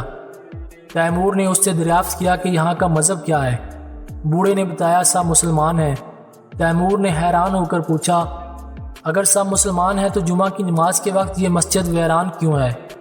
بوڑھے نے جواب دیا سب لوگ اپنے گھر پر نماز پڑھتے ہیں اور صرف مغرب کی نماز کے لیے مسجد میں آتے ہیں۔ اب تیمور کو غصہ آ گیا اور وہ کہنے لگا تم سب کے سب کافر ہو، کیا تم لوگ قرآن مجید نہیں پڑھتے؟ ضرور پڑھتے ہیں، بوڑھے نے جواب دیا۔ تم جھوٹ بولتے ہو، کیونکہ اگر تم قرآن مجید پڑھتے ہوتے تو تمہیں اچھی طرح علم ہوتا کہ خدا نے کس قدر سختی سے جمعہ کی نماز باجماعت مسجد میں ادا کرنے کا حکم دیا ہے۔ تیمور نے یہ کہہ کر سورہ جمعہ کی آیات تلاوت کر کے بوڑھے کو سنائیں اور اس سے دریافت کیا کہ آیا وہ ان کے معنی جانتا ہے؟ بوڑھے نے انکار میں سر ہلایا۔ اب تیمور کو طیش آ گیا۔ اس نے بوڑھے سے پوچھا کیا تجھے عربی آتی ہے؟ بوڑھے کا جواب نفی میں تھا۔ تیمور نے سر پیٹتے ہوئے پوچھا اگر تجھے عربی نہیں آتی اور اہم قرآنی آیات کے معنی سے نابلد ہے تو کس طرح ایک امام، پیشوا اور عالم بنا ہوا ہے؟ بوڑھے نے سادہ سی وضاحت پیش کرتے ہوئے کہا اے امیر، مجھ سے پہلے میرا باپ یہاں امام مسجد تھا اور اس سے پہلے میرا دادا، لہٰذا اس روایت کی روح سے اب میں یہاں کا پیش امام ہوں اور اہل علاقہ مغرب کی نماز کے لیے مسجد میں آ کر میری اقتدا کرتے ہیں۔ تیمور کو بوڑھے پر بے حد غصہ آ رہا تھا اور اس کا دل چاہ رہا تھا کہ اسی وقت اس بے علم اور مذہبی تعلیمات سے بے خبر شخص کا سر تن سے جدا کر دے، مگر حقیقت یہ تھی کہ وہ بوڑھا بے حد سادہ لو اور حقیقی تعلیمات سے بے خبر تھا۔ اس میں اور ایک دیوانے میں کوئی فرق نہ تھا، چنانچہ وہ جو کچھ کر رہا تھا اپنی بے خبری اور لا علمی کی بنا پر کر رہا تھا، اس لیے تیمور نے اس کی گردن مار دینے کا حکم صادر نہیں کیا۔ تیمور نے اس بوڑھے کو سورہ جمعہ کے معنی اور نماز جمعہ کی باجماعت ادائیگی کے حوالے سے احکامات سے آگاہ کیا اور پھر اپنے مؤذن سے اذان دینے اور سب سپاہیوں کو مسجد میں نماز جمعہ ادا کرنے کا حکم دیا۔ اس بوڑھے امام نے بھی تیمور کی امامت میں نماز جمعہ ادا کی۔ نیشا پور کے پہاڑ کا چکر کاٹ کر تیمور اور اس کے سپاہی ایسے علاقے میں پہنچ گئے جو بالکل صاف اور ہموار تھا۔ ان کے سامنے تحت نگاہ کھیت پھیلے ہوئے تھے اور ارد گرد دہی آبادیاں قائم تھیں۔ لوگ آ جا رہے تھے۔ ابھی تیمور اور اس کے ساتھی صورتحال کا جائزہ لے رہے تھے کہ اچانک ایک طرف سے کچھ گھوڑ سوار تیزی سے نیشا پور کی طرف پاک کھڑے ہوئے۔ تیمور کے سپاہیوں نے انہیں تیروں سے نشانہ بنایا۔ ان میں سے کچھ ہلاک ہو گئے مگر چند بچ کر نکل گئے، اور یوں تیمور کا نیشا پور والوں کو اچانک جا لینے کا ارادہ ناکام ہو گیا۔ اگرچہ اب وہ جان گئے تھے کہ یقیناً نیشا پور والے ہوشیار ہو گئے ہوں گے اور انہوں نے اپنی حفاظت کے لیے ضروری اقدامات کر لیے ہوں گے، مگر تیمور کو یقین تھا کہ اس نے پھر بھی نیشاپور والوں کو غفلت ہی میں جا لیا ہے، کیونکہ اتنی مہلت میں وہ اپنے لیے خوراک اور دیگر ضروری اشیاء کا ذخیرہ جمع نہیں کر سکیں گے اور جلد ہی گھٹنے ٹیکنے پر مجبور ہو جائیں گے۔ نیشاپور کے بارے میں کہا جاتا تھا کہ اس کی حفاظتی دیوار کو چنگیز خان کے دور میں مسمار کر دیا گیا تھا۔ چنگیز خان خود تو وہاں نہیں آیا تھا، مگر اس نے اپنے بیٹے کو یہ علاقہ فتح کرنے کے لیے بھیجا تھا، جس نے شہر پر غلبہ پانے کے بعد حفاظتی دیوار کو ملیا میٹ کر دیا تھا۔ اہل شہر نے ماضی کے تجربات سے سبق حاصل کر کے انتہائی مضبوط دیوار شہر کے حصار کے لیے تعمیر کی تھی، جس کے بارے میں بتایا گیا تھا کہ اس کی بنیادیں 10 ہاتھ کی گہرائی میں ہیں اور پتھروں سے بنی ہوئی ہیں۔ شہر کے ارد گرد مٹی کے اونچے ٹیلے بتا رہے تھے کہ وہ اسی دیوار کی بنیادوں سے نکلی ہوئی مٹی کے باعث وجود میں آئے ہیں۔ تیمور کو اندازہ ہو گیا کہ اس دیوار کو بارود کی مدد سے گرانا بھی ممکن نہ ہوگا، لہٰذا شہر پر غلبہ پانے کے لیے اب صرف 2 ہی راستے تھے۔ ایک تو یہ کہ اہل شہر بھوک و پیاس سے نڈال ہو کر خود ہی گھٹنے ٹیکنے پر مجبور ہو جائیں، یا پھر کسی طرح شہر کی فصیل عبور کار کے اندر داخل ہوا جائے اور شہر کے دروازے کھولنے کی کوشش کی جائے۔ تیمور نے آس پاس کے علاقوں سے لوگوں کو درخت کاٹنے کے کام پر لگا دیا اور حکم دیا کہ ان کی لکڑی سے اونچی سیڑھیاں اور بلند برجیاں تعمیر کی جائیں۔ آس پاس کے لوگ تیمور کو اچھی طرح جانتے تھے اور انہیں علم تھا کہ اگر اس کے حکم کی خلاف ورزی ہوئی تو وہ سب کی گردنیں کٹوا دے گا، لہٰذا انہوں نے 1 ہفتے کے اندر اندر سیڑھیاں اور برجیاں فراہم کر دیں۔ تیمور کی فوج میں چیتن نامی سرزمین کے سپاہیوں کا ایک دستہ بھی تھا، جس کے بارے میں مشہور تھا کہ وہ کسی چیز سے بھی خوف زدہ نہیں ہوتے۔ یہ سپاہی کتوں کی پرورش کرتے اور ان کا گوشت کھاتے تھے۔ مزید برآں یہ سپاہی کچا گوشت کھانے کے عادی تھے۔ تیمور نے ان سے کتے کا گوشت کھانے کی عادت تو چھڑوا دی تھی، مگر انہیں کچا گوشت کھانے سے نہ روک سکا۔ دراصل وہ اس چیز کے اس قدر عادی ہو چکے تھے کہ چربی والا اور بنا ہوا گوشت ان کے معدوں کو راس نہ آتا تھا۔ البتہ وہ سب گھوڑے کا گوشت خوش ہو کر کھاتے تھے۔ جنگ کے دوران بھی وہ اپنے ساتھ گھوڑے کا گوشت اس کی زین کے نیچے چھپا کر رکھتے تھے اور وقتاً فوقتاً کھاتے رہتے۔ تیمور نے ان وحشیوں کو مسلمان بنا لیا تھا، تاہم انہیں عربی زبان نہ سکھا سکا۔ ان کا تلفظ ایسا تھا کہ عربی زبان ادا ہی نہیں کر پاتے تھے، لہٰذا تیمور نے انہیں اپنی زبان میں نماز ادا کرنے کی اجازت دے دی۔ چیتن سپاہیوں کو بھوک کے علاوہ کسی شے سے خوف نہیں آتا تھا۔ تیمور انہیں بھوکا نہیں رہنے دیتا تھا اور وہ اس کے لیے مشکل سے مشکل کام کرنے پر تیار رہتے تھے۔ تیمور نے نیشاپور کی دیوار پر چڑھنے کے لیے انہی سپاہیوں کا انتخاب کیا اور انہیں تاکید کی کہ فصیل عبور کرنے کے بعد پہلا کام یہ کریں کہ شہر کے دروازے کھول دیں۔ ان سپاہیوں کو بیلچیں اور کمندیں بھی دی گئیں تاکہ دروازوں کے ساتھ چنی گئی دیواروں کو مسمار کر سکیں۔ اس لڑائی کے دوران تیمور کو خیال آیا کہ اگر لڑائی میں بارود کا استعمال کیا جائے تو وہ بھی کافی فائدہ مند ثابت ہوگا۔ اس نے سوچا کہ بارود کے کوزوں پر فتیلہ لگا کر انہیں آگ لگائی جائے اور پھر ان کوزوں کو دشمن کے سپاہیوں پر پھینک دیا جائے۔ اس طرح دھماکے سے نہ صرف دشمن کے سپاہی مریں گے بلکہ خوف و ہراس کا شکار ہو جائیں گے۔ تاہم وہ اپنے اس منصوبے پر فوری طور پر عمل درآمد نہ کر سکا۔ تاہم بعد ازاں انگوریا موجودہ القرا کی لڑائی میں عثمانی بادشاہ بایزید الدرم کے خلاف اس نے اس سوچ پر عمل کیا اور بہت کامیابی حاصل کی۔ بہرحال چیتن سپاہی وحشی درندوں کی طرح دیوار پر چڑھنے لگے اور تیمور کے دیگر سپاہیوں نے دیوار پر کھڑے پہرے داروں پر پتھر اور تیر برسانا شروع کر دیے۔ تیمور خود بھی گھوڑے پر بیٹھ کر دیوار کے چکر کاٹ کر ساری کارروائی کی نگرانی کر رہا تھا۔ جب تیمور کے کچھ سپاہی دیوار پر چڑھنے میں کامیاب ہو گئے تو اس نے اپنے سپاہیوں کا حوصلہ بڑھانے کے لیے ایک زبردست فیصلہ کیا اور اپنے بیٹے جہانگیر کو پہلے امدادی دستے کے ساتھ حصار پر چڑھنے کے لیے روانہ کیا۔ اس فیصلے سے نہ صرف سپاہیوں کے حوصلے بلند ہوئے بلکہ انہیں یہ بھی پتہ چل گیا کہ ان کا سپہ سالار حصول مقصد کے لیے اپنی عزیز ترین شے قربان کرنے سے بھی دریغ نہیں کرتا۔ نماز ظہر کے بعد تیمور نے بھرپور حملے کی ہدایت کی اور اس کے سپاہی چاروں طرف سے دیوار پر چڑھنا شروع ہو گئے۔ یوں لگتا تھا کہ جیسے ہزاروں کی تعداد میں خطرناک جانور اچانک دیوار پر حلہ بول رہی ہوں۔ اب دیوار کا دفاع کرنے والوں اور تیمور کے سپاہیوں کے درمیان خوفناک جنگ چھڑ گئی۔ اسی دوران حفاظتی سپاہیوں نے تیمور کے بے شمار سپاہیوں کو دیوار سے نیچے پھینک دیا اور گرنے والوں میں سے کوئی بھی زندہ بچ نہ سکا۔ تیمور نے اوپر موجود سپاہیوں کی مدد کے لیے مزید کمک بھیج دی اور جلد ہی اس کے سپاہیوں کی بڑی تعداد شہر میں اتر گئی۔ اب شہر میں کوہرام مچ گیا۔ عورتوں کی فریادیں، مردوں کی چیخو پکار، بچوں کی پکاریں مل کر حقیقی قیامت کا منظر پیش کر رہی تھیں۔ عصر کے وقت تیمور نے شہر کی دیوار پر چڑھ کر اندر کی صورتحال کا جائزہ لیا۔ جگہ جگہ اس کے سپاہیوں کی لاشیں بکھری پڑی تھیں، تاہم چیتن سپاہی ہر شے سے بے خبر شہر کے دروازے توڑنے میں مصروف تھے۔ ان کی راہ میں جو بھی آتا وہ اسے انتہائی قوت سے موت کے گھاٹ اتار دیتے۔ پورا شہر میدان جنگ بنا ہوا تھا اور ایسا شور برپا تھا کہ کانوں پڑی آواز سنائی نہ دیتی تھی۔ نیشا پور کا مشرقی دروازہ بے حد مضبوط تھا اور اسی کی وجہ سے وہاں کے شہری بھرپور مدافعت کر رہے تھے، مگر یہ دروازہ بھی ٹوٹ گیا تو مدافعت دفتن کمزور پڑ گئی۔ شام ڈلنے کے بعد تیمور کی بقیہ فوج بھی شہر میں داخل ہو گئی۔ تیمور نے مشعلیں جلا کر لڑائی جاری رکھنے کی ہدایت کی۔ یوں صبح تک لڑائی جاری رہی اور شہر میں قتل و غارت کا بازار گرم رہا۔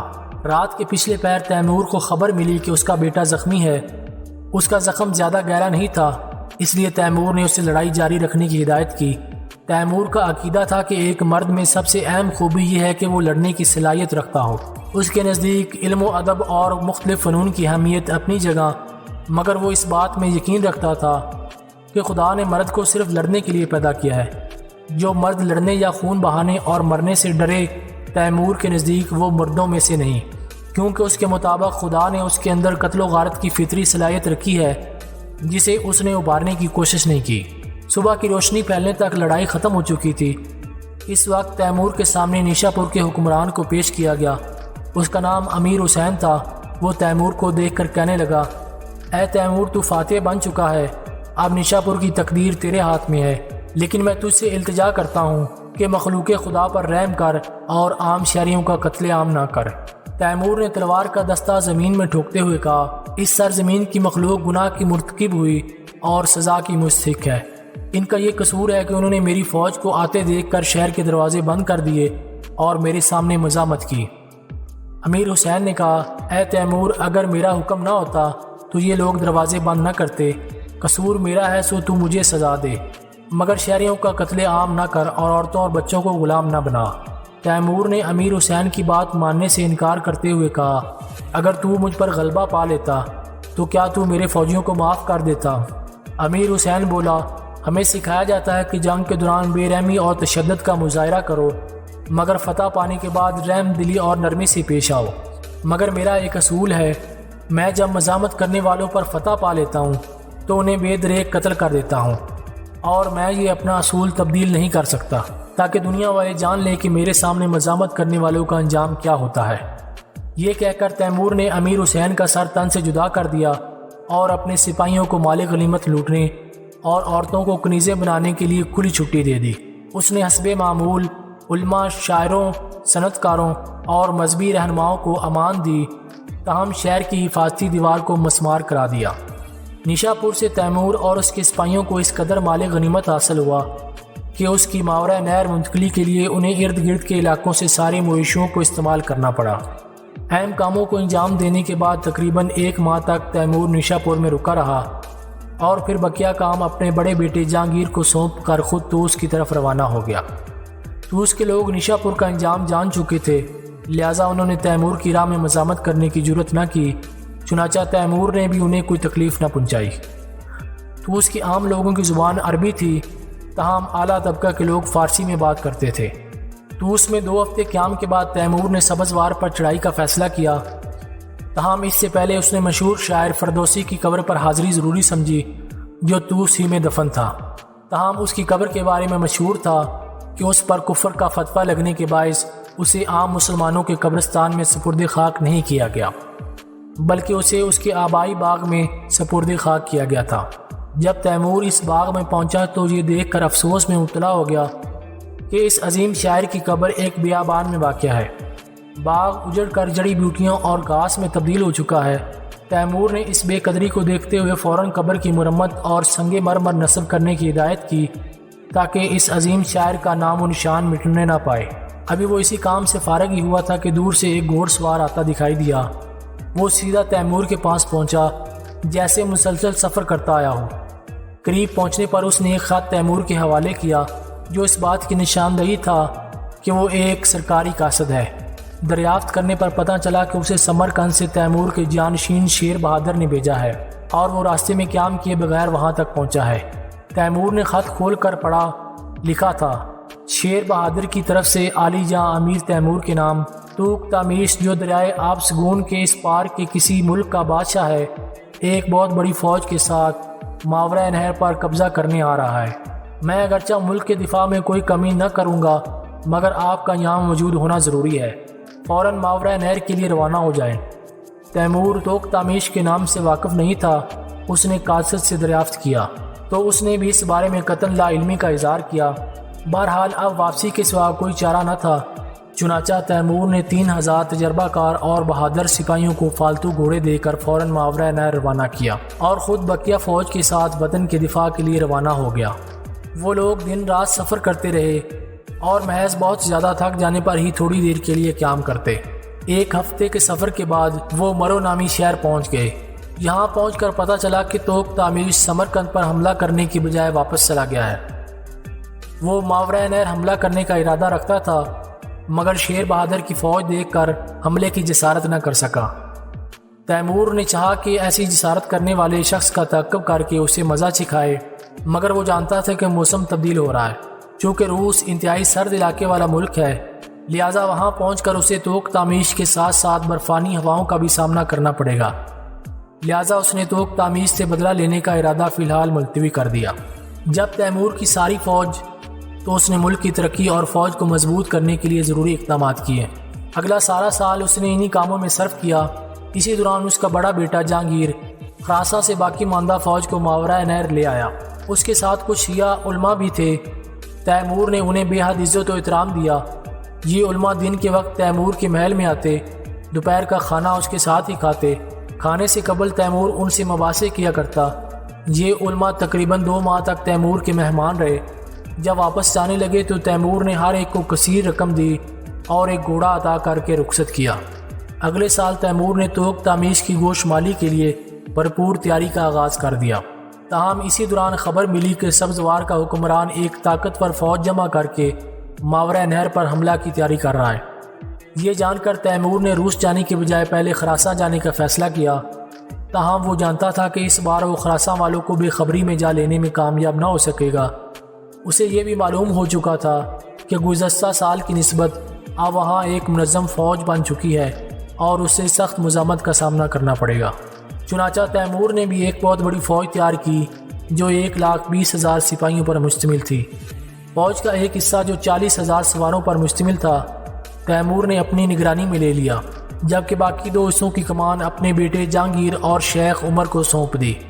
تیمور نے بیٹوں کو سختی سے تاکید کی کہ جنگ کے دوران تجربہ کار افسروں اور سپاہیوں سے مشورہ کریں اور جوانی کے جوش میں ہوش نہ کھو دیں۔ خراساں کا شمالی حصہ قبائل کا مسکن تھا اور عین ممکن تھا کہ سبزوار کا حکمران ان قبائل کو ساتھ ملا کر ایک زبردست محاذ تیار کر لیتا۔ اس لیے تیمور نے 3 مختلف طرف سے سبزوار میں داخل ہونے کا فیصلہ کیا۔ تیمور خود اپنے دستے کو لے کر کوجان کے راستے روانہ ہوا۔ اس کا بڑا بیٹا جہانگیر اسفرائن کی طرف سے سبزوار کی طرف حملہ آور ہوا، جبکہ چھوٹا بیٹا عمر شیخ ترکمو کے علاقے سے گزر کر سبزوار کی طرف آنے والا تھا۔ تیمور نے کوجان کے علاقے میں ایسے بلند قامت اور طاقتور مردوں کو دیکھا جو نمدے سے بنا چوغا پہنے ہوئے تھے۔ ان کے ہاتھوں میں لاٹھیاں ہوتیں اور وہ بے خوفی اور بے باکی کی جیتی جاگتی علامت تھے۔ یہ لوگ کردستان سے آ کر یہاں آباد ہوئے تھے۔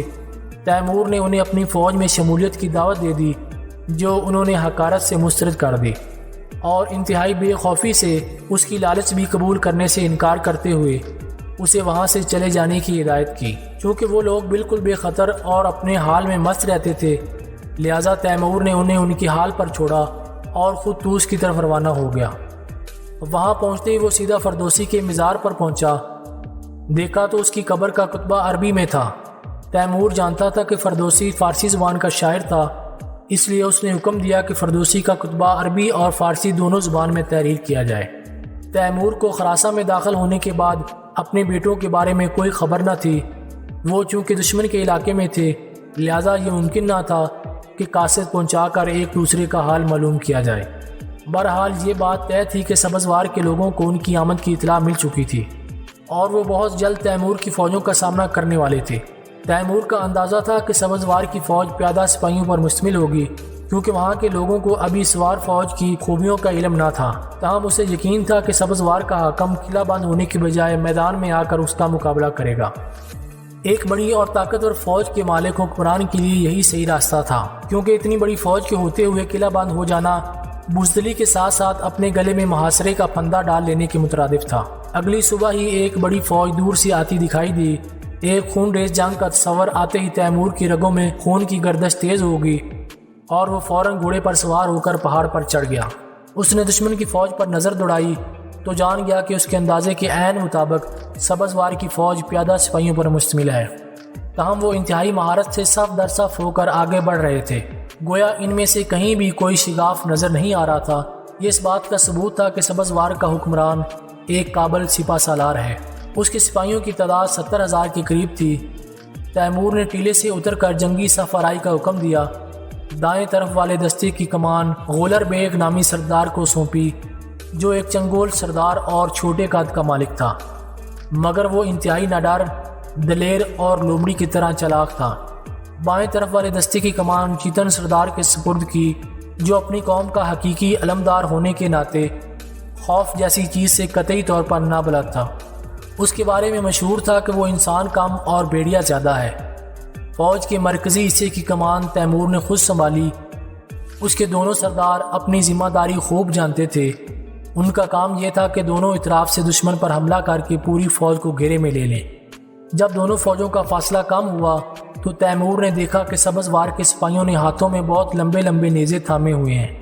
یہ بات گھوڑ سوار فوج کے لیے بے حد خطرناک تھی، کیونکہ یہ نیزے دور سے گھوڑوں کو بیکار بنا سکتے تھے اور اس طرح گھوڑ سوار سپاہی زمین پر آ کر ایک پیدل سپاہی میں بدل جاتا اور اس کی برتری ختم ہو جاتی۔ تیمور کی فوج 40,000 سپاہیوں پر مشتمل تھی۔ ایسی صورت میں یہ بات ان کے لیے بے حد خطرے والی تھی۔ تیمور نے اپنے دونوں منصبداروں کو طلب کر کے مشورہ کیا۔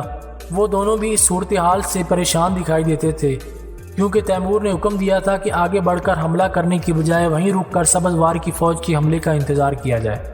جب سبزوار کی فوج کچھ قریب آ گئی تو تیمور نے خود کمان سنبھالی اور پہلا تیر چھوڑ کر دشمن کی طرف پھینک دیا۔ چند ہی لمحوں میں ہزاروں تیر دشمن کی فوج پر جلگار کرنے لگے۔ تیمور کے فوجی اس کے اشارے سمجھ گئے تھے کہ انہیں دور سے ہی دشمن کو زیادہ سے زیادہ نشانہ بنانا ہے۔ ان کے لیے یہ تیر بے حد مہلک ثابت ہو رہے تھے۔ خاص طور پر تیمور کا ہر تیر دشمن کے کسی نہ کسی سپاہی کا کام تمام کر رہا تھا۔ تیمور اور اس کے سپاہی دشمن کی فوج پر خاص قسم کی تیر برسا رہے تھے، جنہیں آپ دیدہ تیر کہا جاتا تھا۔ یہ تیر ایک خاص طریقے سے تیار کیے جاتے تھے اور اس قدر مہلک تھے کہ ذرا کو کاٹ کر نکل جاتے تھے۔ کم فاصلے سے چلانے پر آئینی لباس کو بھی کاٹ دیتے تھے۔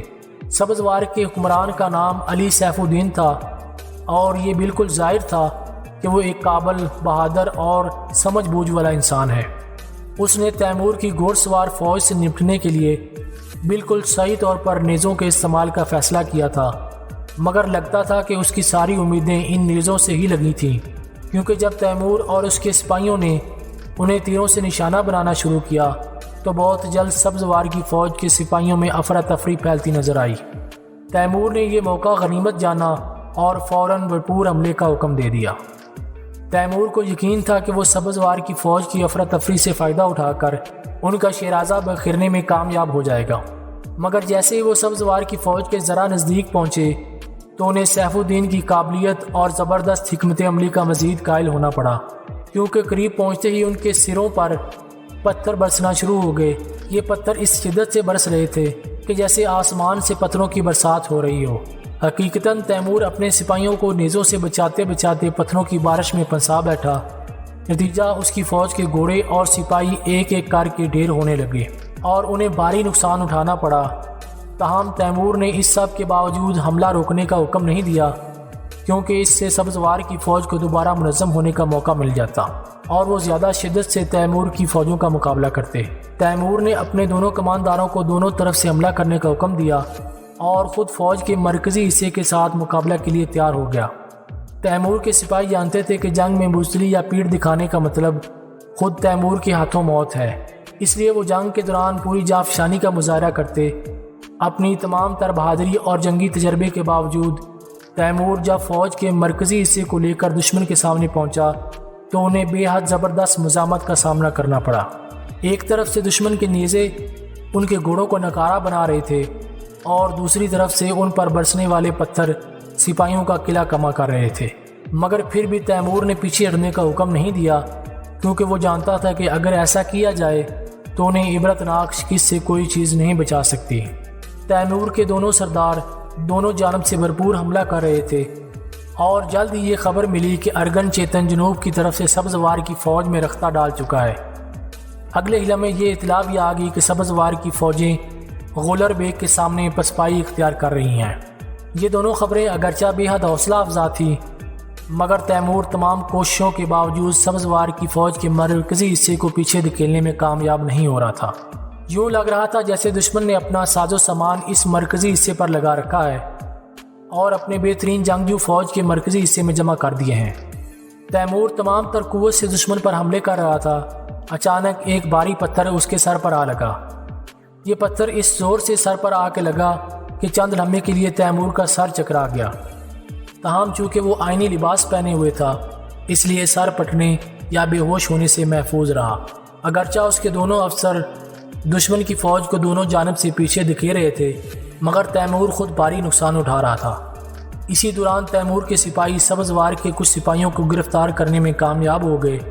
معلوم ہوا کہ ان میں علی سیف الدین کا چھوٹا بھائی محمد سیف الدین بھی شامل ہے۔ بہرحال شمال اور جنوب کی طرف سے تیمور کے دونوں سرداروں نے سپیر تک اس زور کا دباؤ ڈالا کہ علی سیف الدین کو گھیرے میں آنے کا خطرہ لاگ پڑ گیا، اور اس نے عین اس وقت جب گھمسان کی لڑائی جاری تھی، اگرچہ جنگی اصولوں کے مطابق تیمور کو پسپائی اختیار کرتی فوج کا پیچھا کرنا اور اس کا زیادہ سے زیادہ نقصان کرنا چاہیے تھا، مگر اس نے ایسا نہیں کیا، کیونکہ ایک تو رات پھیلنے والی تھی اور اس کے بہت سے سپاہی جنگ میں کام آ چکے تھے۔ رات کی تاریخی پھیل جانے پر زخمی اور مردہ سپاہیوں میں تمیز کرنا مشکل ہو جاتا۔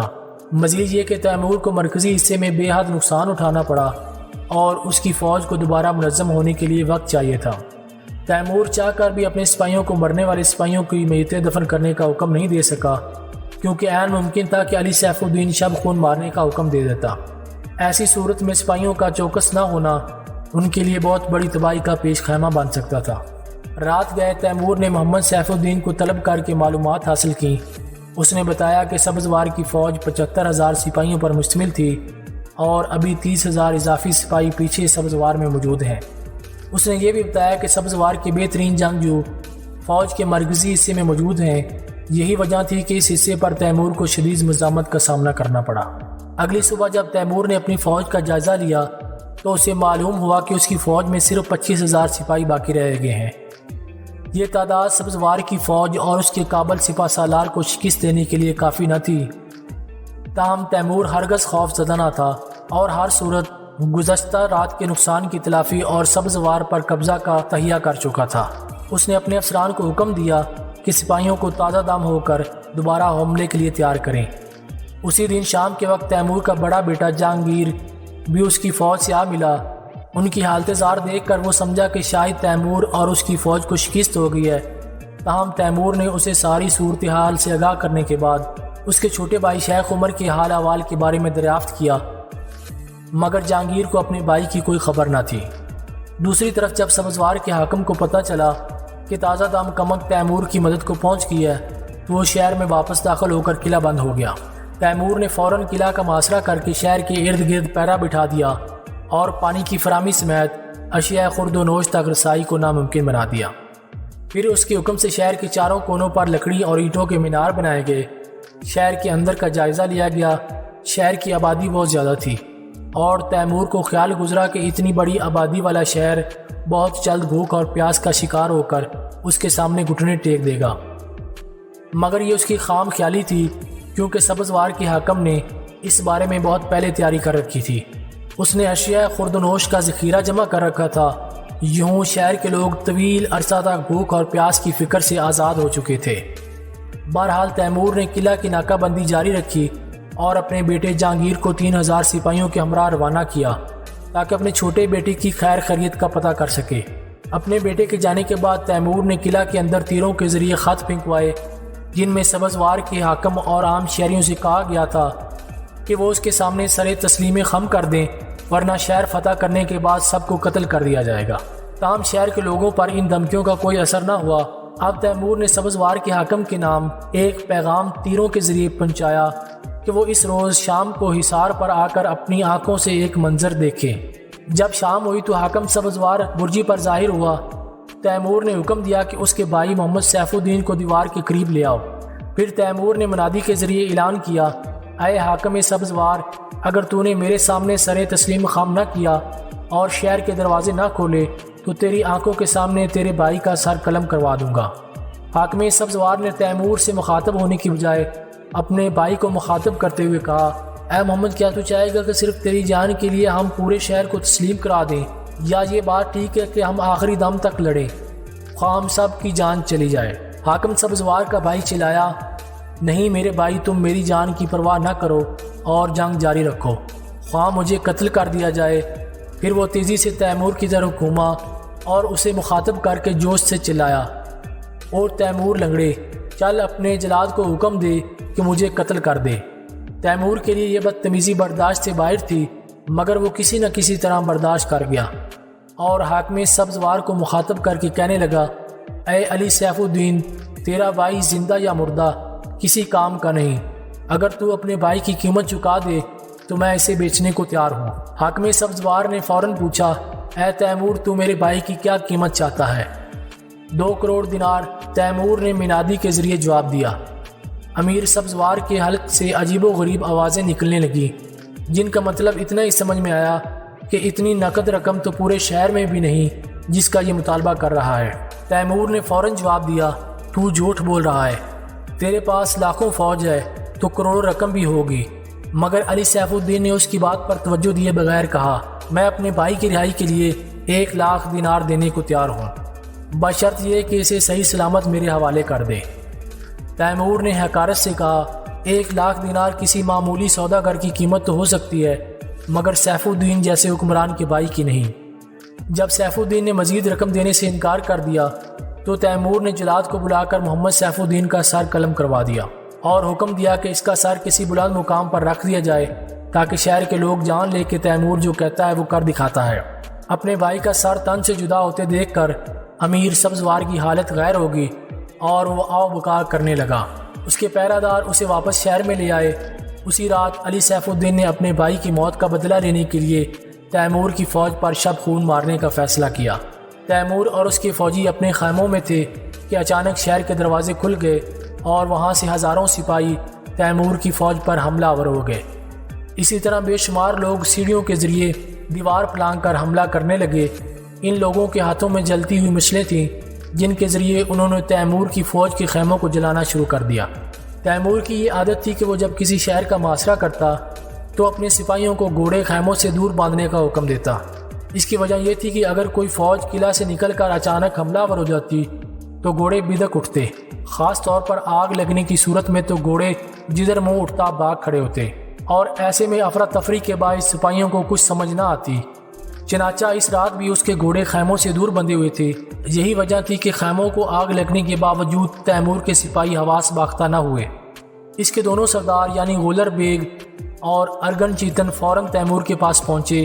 تیمور نے انہیں دائیں اور بائیں اطراف سے بھرپور حملے کی ہدایت کی اور خود بھی دونوں ہاتھوں میں کلہاڑے لے کر جنگ کے لیے باہر نکل آیا۔ تیمور کے کچھ سپاہی مشلیں لے کر آئے، مگر میدان جنگ خیموں میں لگی آگ سے روشن تھا۔ تیمور کی جگہ کوئی اور ہوتا تو شاید پہلے خیموں کی آگ بجھانے کی فکر کرتا۔ تیمور جانتا تھا کہ خراساں کے اکثر علاقے اس کے زیر نگی ہیں اور وہ بعد میں بآسانی خیمے مہیا کر سکتا ہے۔ اسے فی الحال اس موقع سے فائدہ اٹھانے کی فکر تھی، کیونکہ شہر کے دروازے کھلے تھے اور اگر وہ باہر موجود سپاہیوں کو شکست دینے میں کامیاب ہو جاتے تو شہر میں داخل ہو سکتے تھے۔ تیمور کے سپاہیوں نے سابقہ حکمت عملی کے مطابق سبزوار کے سپاہیوں کو تیروں سے نشانہ بنانا شروع کیا۔ وہ بہت منظم طریقے سے شہر کی طرف پیش قدمی کر رہے تھے۔ تیروں کے وار بے حد مؤثر ثابت ہو رہے تھے اور سبزوار کے سپاہی ایک ایک کر کے ڈھیر ہو رہے تھے۔ جلد ہی تیمور اور اس کے فوجی شہر کے بڑے دروازے کے اس قدر نزدیک پہنچ گئے کہ دروازے سے ان کا فاصلہ محض 50 قدم کا رہ گیا۔ عین اس وقت جب تیمور کو فتح اپنے بالکل سامنے نظر آئی سبزوار کا حکم شہر کی طرف واپس پلٹا اور اس نے شہر میں داخل ہو کر دروازے بند کرنے کا حکم دے دیا۔ دراصل اسے یقین ہو گیا تھا کہ اس کا شب خور مارنے کا ارادہ ناکام ہو چکا ہے، تو اس نے اپنے بھائی کی طرح بے شمار سپاہیوں کو بھی تیمور کے رحم و کرم پر چھوڑ کر شہر میں دوبارہ قلعہ بند ہونے کا فیصلہ کر لیا۔ اس وقت تک سبزوار کے سپاہی دلیری سے مقابلہ کر رہے تھے، مگر اپنے حاکم کو شہر میں پناہ لیتے دیکھ کر ان کے حوصلے ٹوٹنے لگے۔ انہیں اپنے سامنے موت اور پیچھے شہر کے دروازے بند نظر آئے تو وہ ایک ایک کر کے تیمور کی فوج کے سامنے ہتھیار پھینکنے لگے۔ اگرچہ دشمن کے باہر موجود سپاہیوں کی مزاحمت جلدی دام توڑ گئی، مگر جب تیمور کے سپاہی شہر کی دیوار کے نزدیک پہنچے تو وہاں دروازوں کے پیچھے پتھروں کی چنائی ہو چکی تھی۔ اس رات تیمور کی فوج کے بے شمار خیمے جل کر خاکستر ہو گئے، جو کچھ تھا راکھ کا ڈھیر بن گیا، تاہم اس کے گھوڑے محفوظ رہے۔ سبزوار کے وہ سپاہی جو شہر سے باہر تھے تیمور کے سپاہیوں کے ہاتھوں مارے گئے یا غلام بنا لیے گئے۔ اگلی صبح خیموں کی راکھ سے اگلتے دھوئیں اور جگہ جگہ بکھرے اپنے سپاہیوں کی لاشیں دیکھ کر تیمور پر طیش و غضب کا ایسا عالم طاری ہوا کہ اس نے اپنی پوری قوت سے تلوار زمین میں ٹھونک دی اور جوش سے بے قابو ہو کر پکار اٹھا، سبزوار کے لوگوں سن لو، اب میں یہاں سے اس وقت تک نہیں جاؤں گا جب تک سب کے سر قلم نہ کرا دوں۔ یاد رکھو تیمور جو کہتا ہے وہ ضرور کرتا ہے۔ تیمور کی گرج اور للکار سن کر اس کے سپاہی بھی لرز اٹھے۔ وہ جانتے تھے کہ سبزوار میں ان قریب کوئی جاندار زندہ نہیں بچے گا۔ تیمور نے اپنے سپاہیوں کو حکم دیا کہ وہ سیڑھیوں کی مدد سے سبزوار کی دیوار پر چڑھنے کا ناٹک شروع کر دیں۔ اگرچہ وہ جانتا تھا کہ نشا پور کی طرح سبزوار کے قلعے میں دیوار کے ذریعے داخل ہونا اتنا آسان نہیں ہوگا اور سبزوار کے بہادر اس کے سپاہیوں کو بآسانی سے شہر میں داخل ہونے کا موقع نہیں دیں گے، تاہم دشمن کو ایسی چیزوں میں الجھا کر تیمور دوسرے کام سر انجام دینا چاہتا تھا۔ چنانچہ اس کے چند سپاہی بے خوف ہو کر دیوار پر چڑھ گئے، مگر اس سے پہلے کہ وہ دیوار کی دوسری طرف اتر پاتے ان کی لاشیں نیچے آ گریں۔ بہرحال یہ سپاہی تیمور کے حکم پر جان گنوانے کا یہ عمل دہراتے رہے، خاص طور پر اس وقت جب تیمور کے دوسرے سپاہی شہر کی دیوار کے نیچے سرنگیں نکالنے کا کام انجام دے رہے تھے۔ تیمور نے اپنے ایک خاص افسر گور خان کو نیشا پور میں بارود کی تیاری کے کام پر مامور کیا۔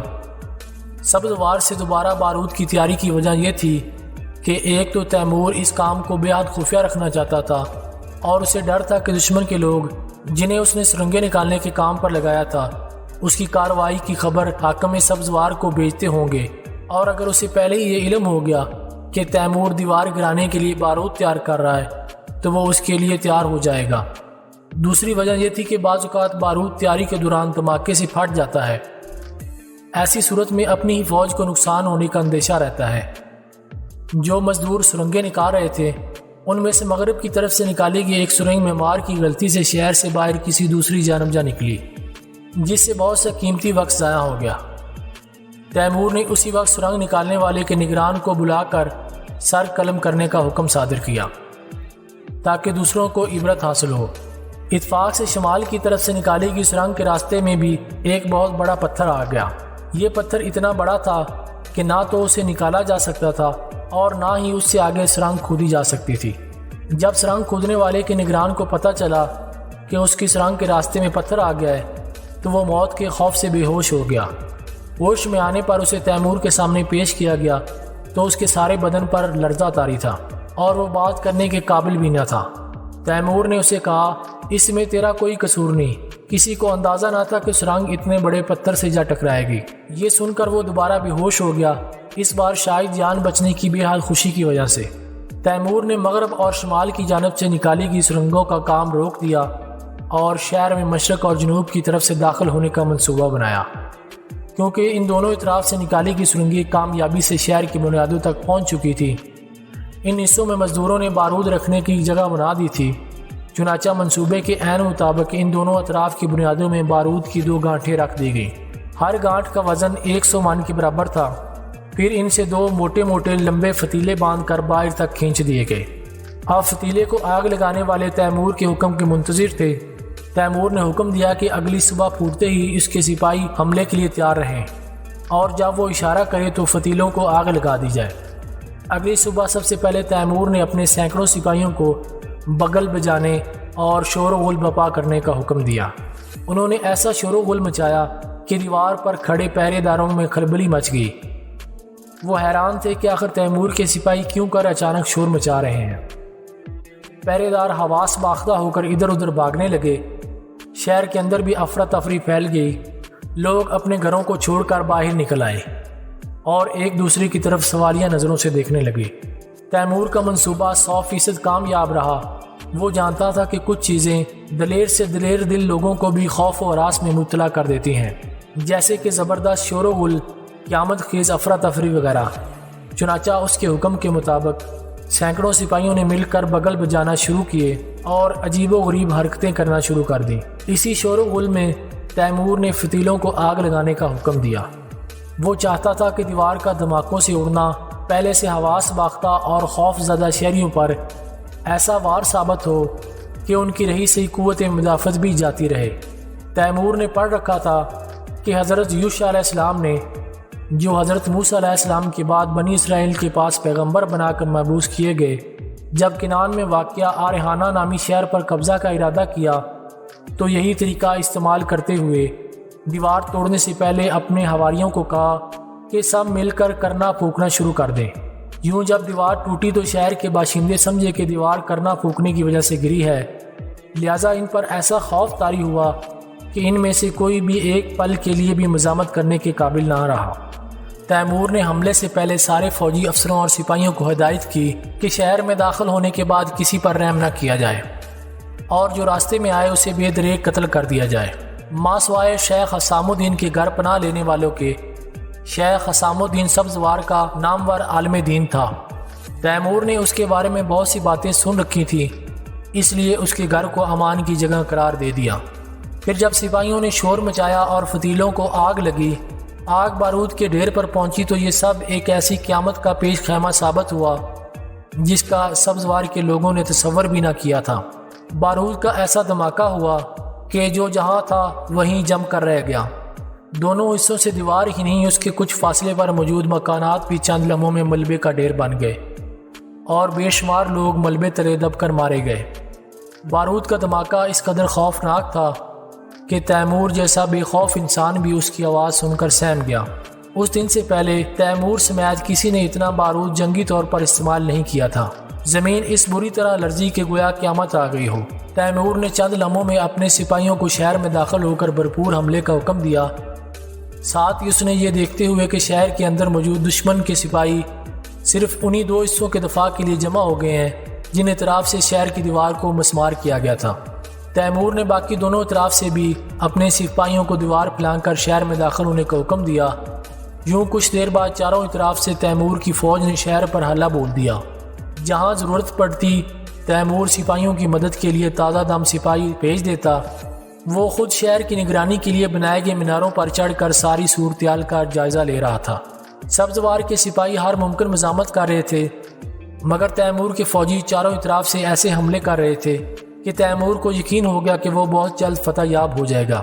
کچھ ہی دیر بعد یہ خبر ملی کہ حاکم سبزوار اور اس کے جوان سال بیٹے نے اپنے ہاتھوں سے اپنی عورتوں کے سر قلم کر دیے اور خود لڑتے ہوئے مارے گئے۔ اب تیمور کی فتح یقینی تھی۔ بہرحال تیمور نے اپنے سپاہیوں کو اعلان کرنے کا حکم دیا کہ جو زندہ رہنا چاہتا ہے وہ امام مسجد شیخ حسام کے گھر یا قریبی مسجد میں پناہ لے لے۔ تیمور نے مسجد میر کو بھی اس کے لیے امان کی جگہ قرار دے دیا، کیونکہ اسے بتایا گیا تھا کہ شیخ حسام کے گھر میں اتنی جگہ نہیں کہ زیادہ لوگ وہاں پناہ لے سکیں۔ جب سورج نصف النہار کو پہنچا تو تیمور نے مغربی دروازے سے شہر میں داخل ہو کر صورتحال کا خود مشاہدہ کیا۔ شہر کے تمام راستے لاشوں سے بھرے پڑے تھے اور ہر قدم پر خون کے لوتھڑے جمے تھے۔ شہر کے وسطی حصے میں پہنچ کر تیمور نے دیکھا کہ وہاں نالیوں میں ابھی بھی خون جاری ہے، گویا شہر میں ابھی بھی قتل عام جاری تھا۔ تیمور نے اپنی آپ بیتی میں ذکر کیا کہ اس لمحے دشمن کے لوگوں کی لاشوں کے انبار اور ان کا خون نالیوں میں بہتے دیکھ کر اسے انجانی مسرت نے گھیر لیا۔ اس کا دل شادمانی سے جھوم اٹھا۔ اس کا نظریہ تھا کہ جو انسان اپنی ہیبت دوسروں کے دلوں میں نہیں بٹھا سکتا وہ دنیا پر حکمرانی نہیں کر سکتا۔ عصر کے وقت سبزوار کی لڑائی ختم ہوگی۔ جو شہری مسجد شیخ حسام اور مسجد امیر میں پناہ لے سکتے تھے، جبکہ باقی سب لوگوں کو قتل کر دیا گیا۔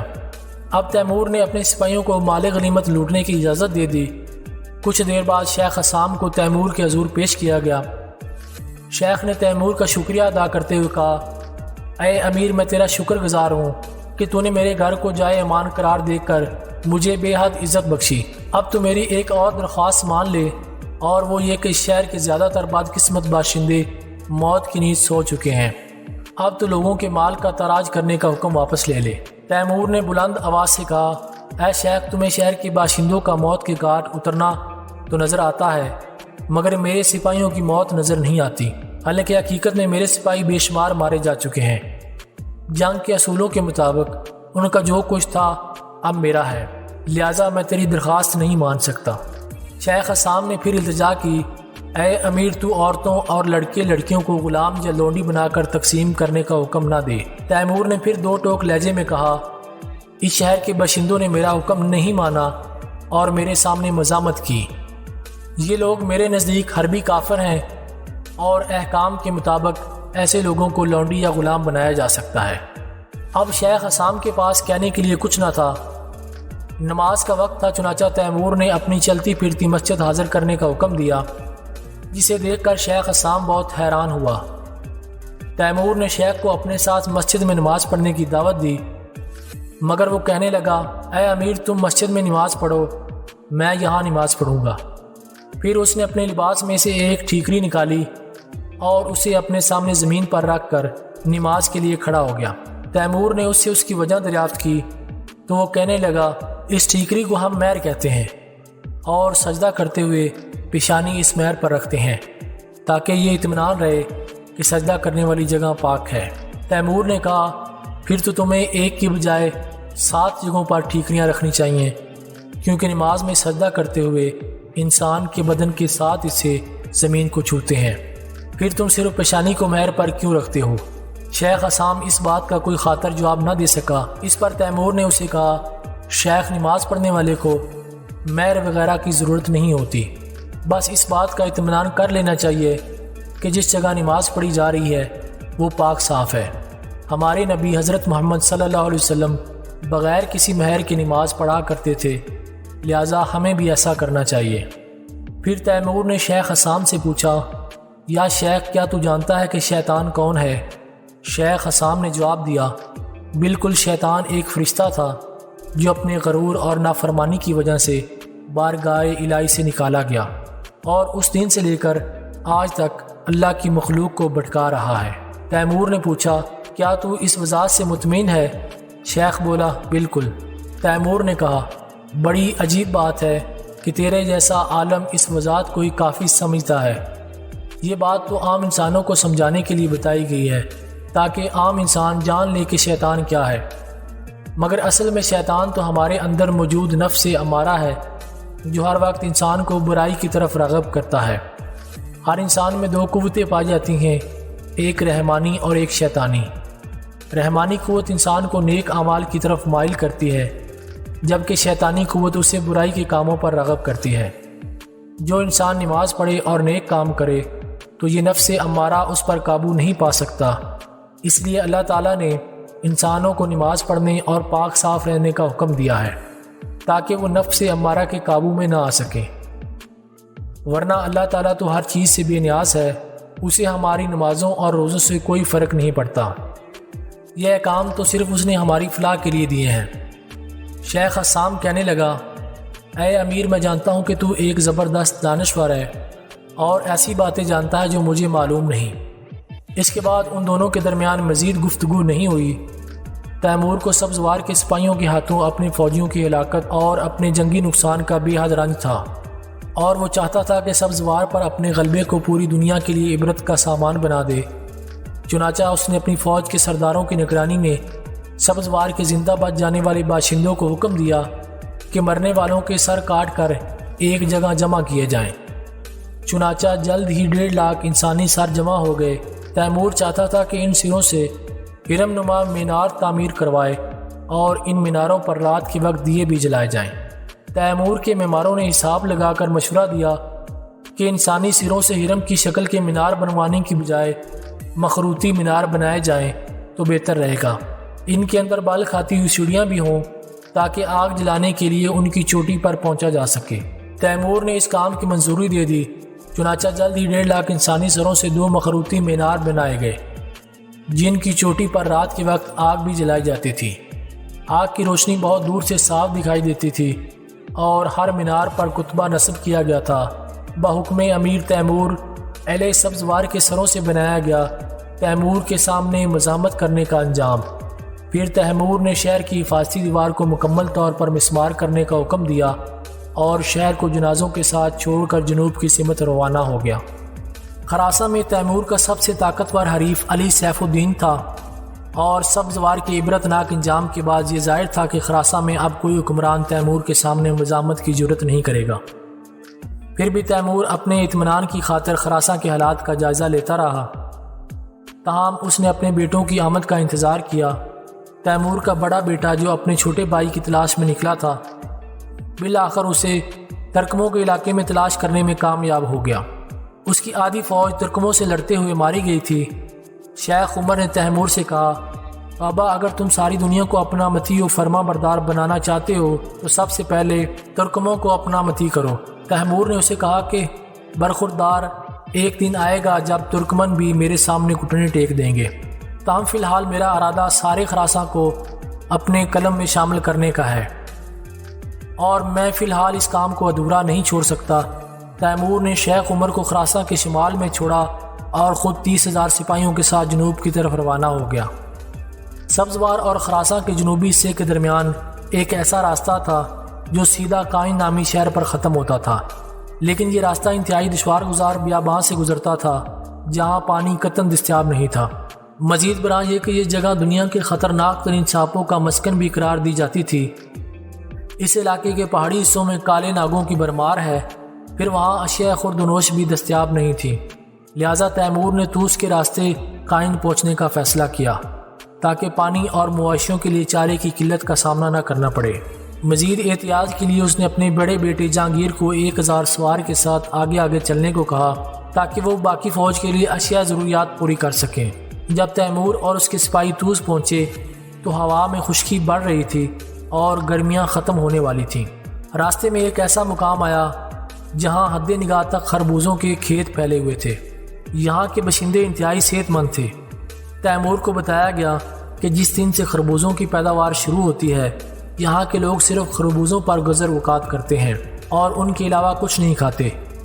تیمور کو ایک بڑا خربوزہ پیش کیا گیا تو وہ یہ دیکھ کر حیران رہ گیا کہ وہاں کے خربوزے اندر سے تربوز کی طرح سرخ اور آبدار ہیں۔ طوس سے آگے تیمور اور اس کے سپاہی بجستان پہنچے۔ وہاں کا حکمران اپنے بیٹے کے ساتھ تیمور کے استقبال کے لیے آیا اور اسے اپنے گھر آنے کی دعوت دی۔ بجستان کا حکمران تیمور سے کہنے لگا، اے امیر، میں نے تمہاری بہادری کے بہت قصے سنے ہیں۔ میری خواہش تھی کہ میں خود چل کر تم سے ملنے آؤں، مگر بڑھاپا آڑے آ گیا اور میں تمہاری خدمت میں حاضر نہ ہو سکا۔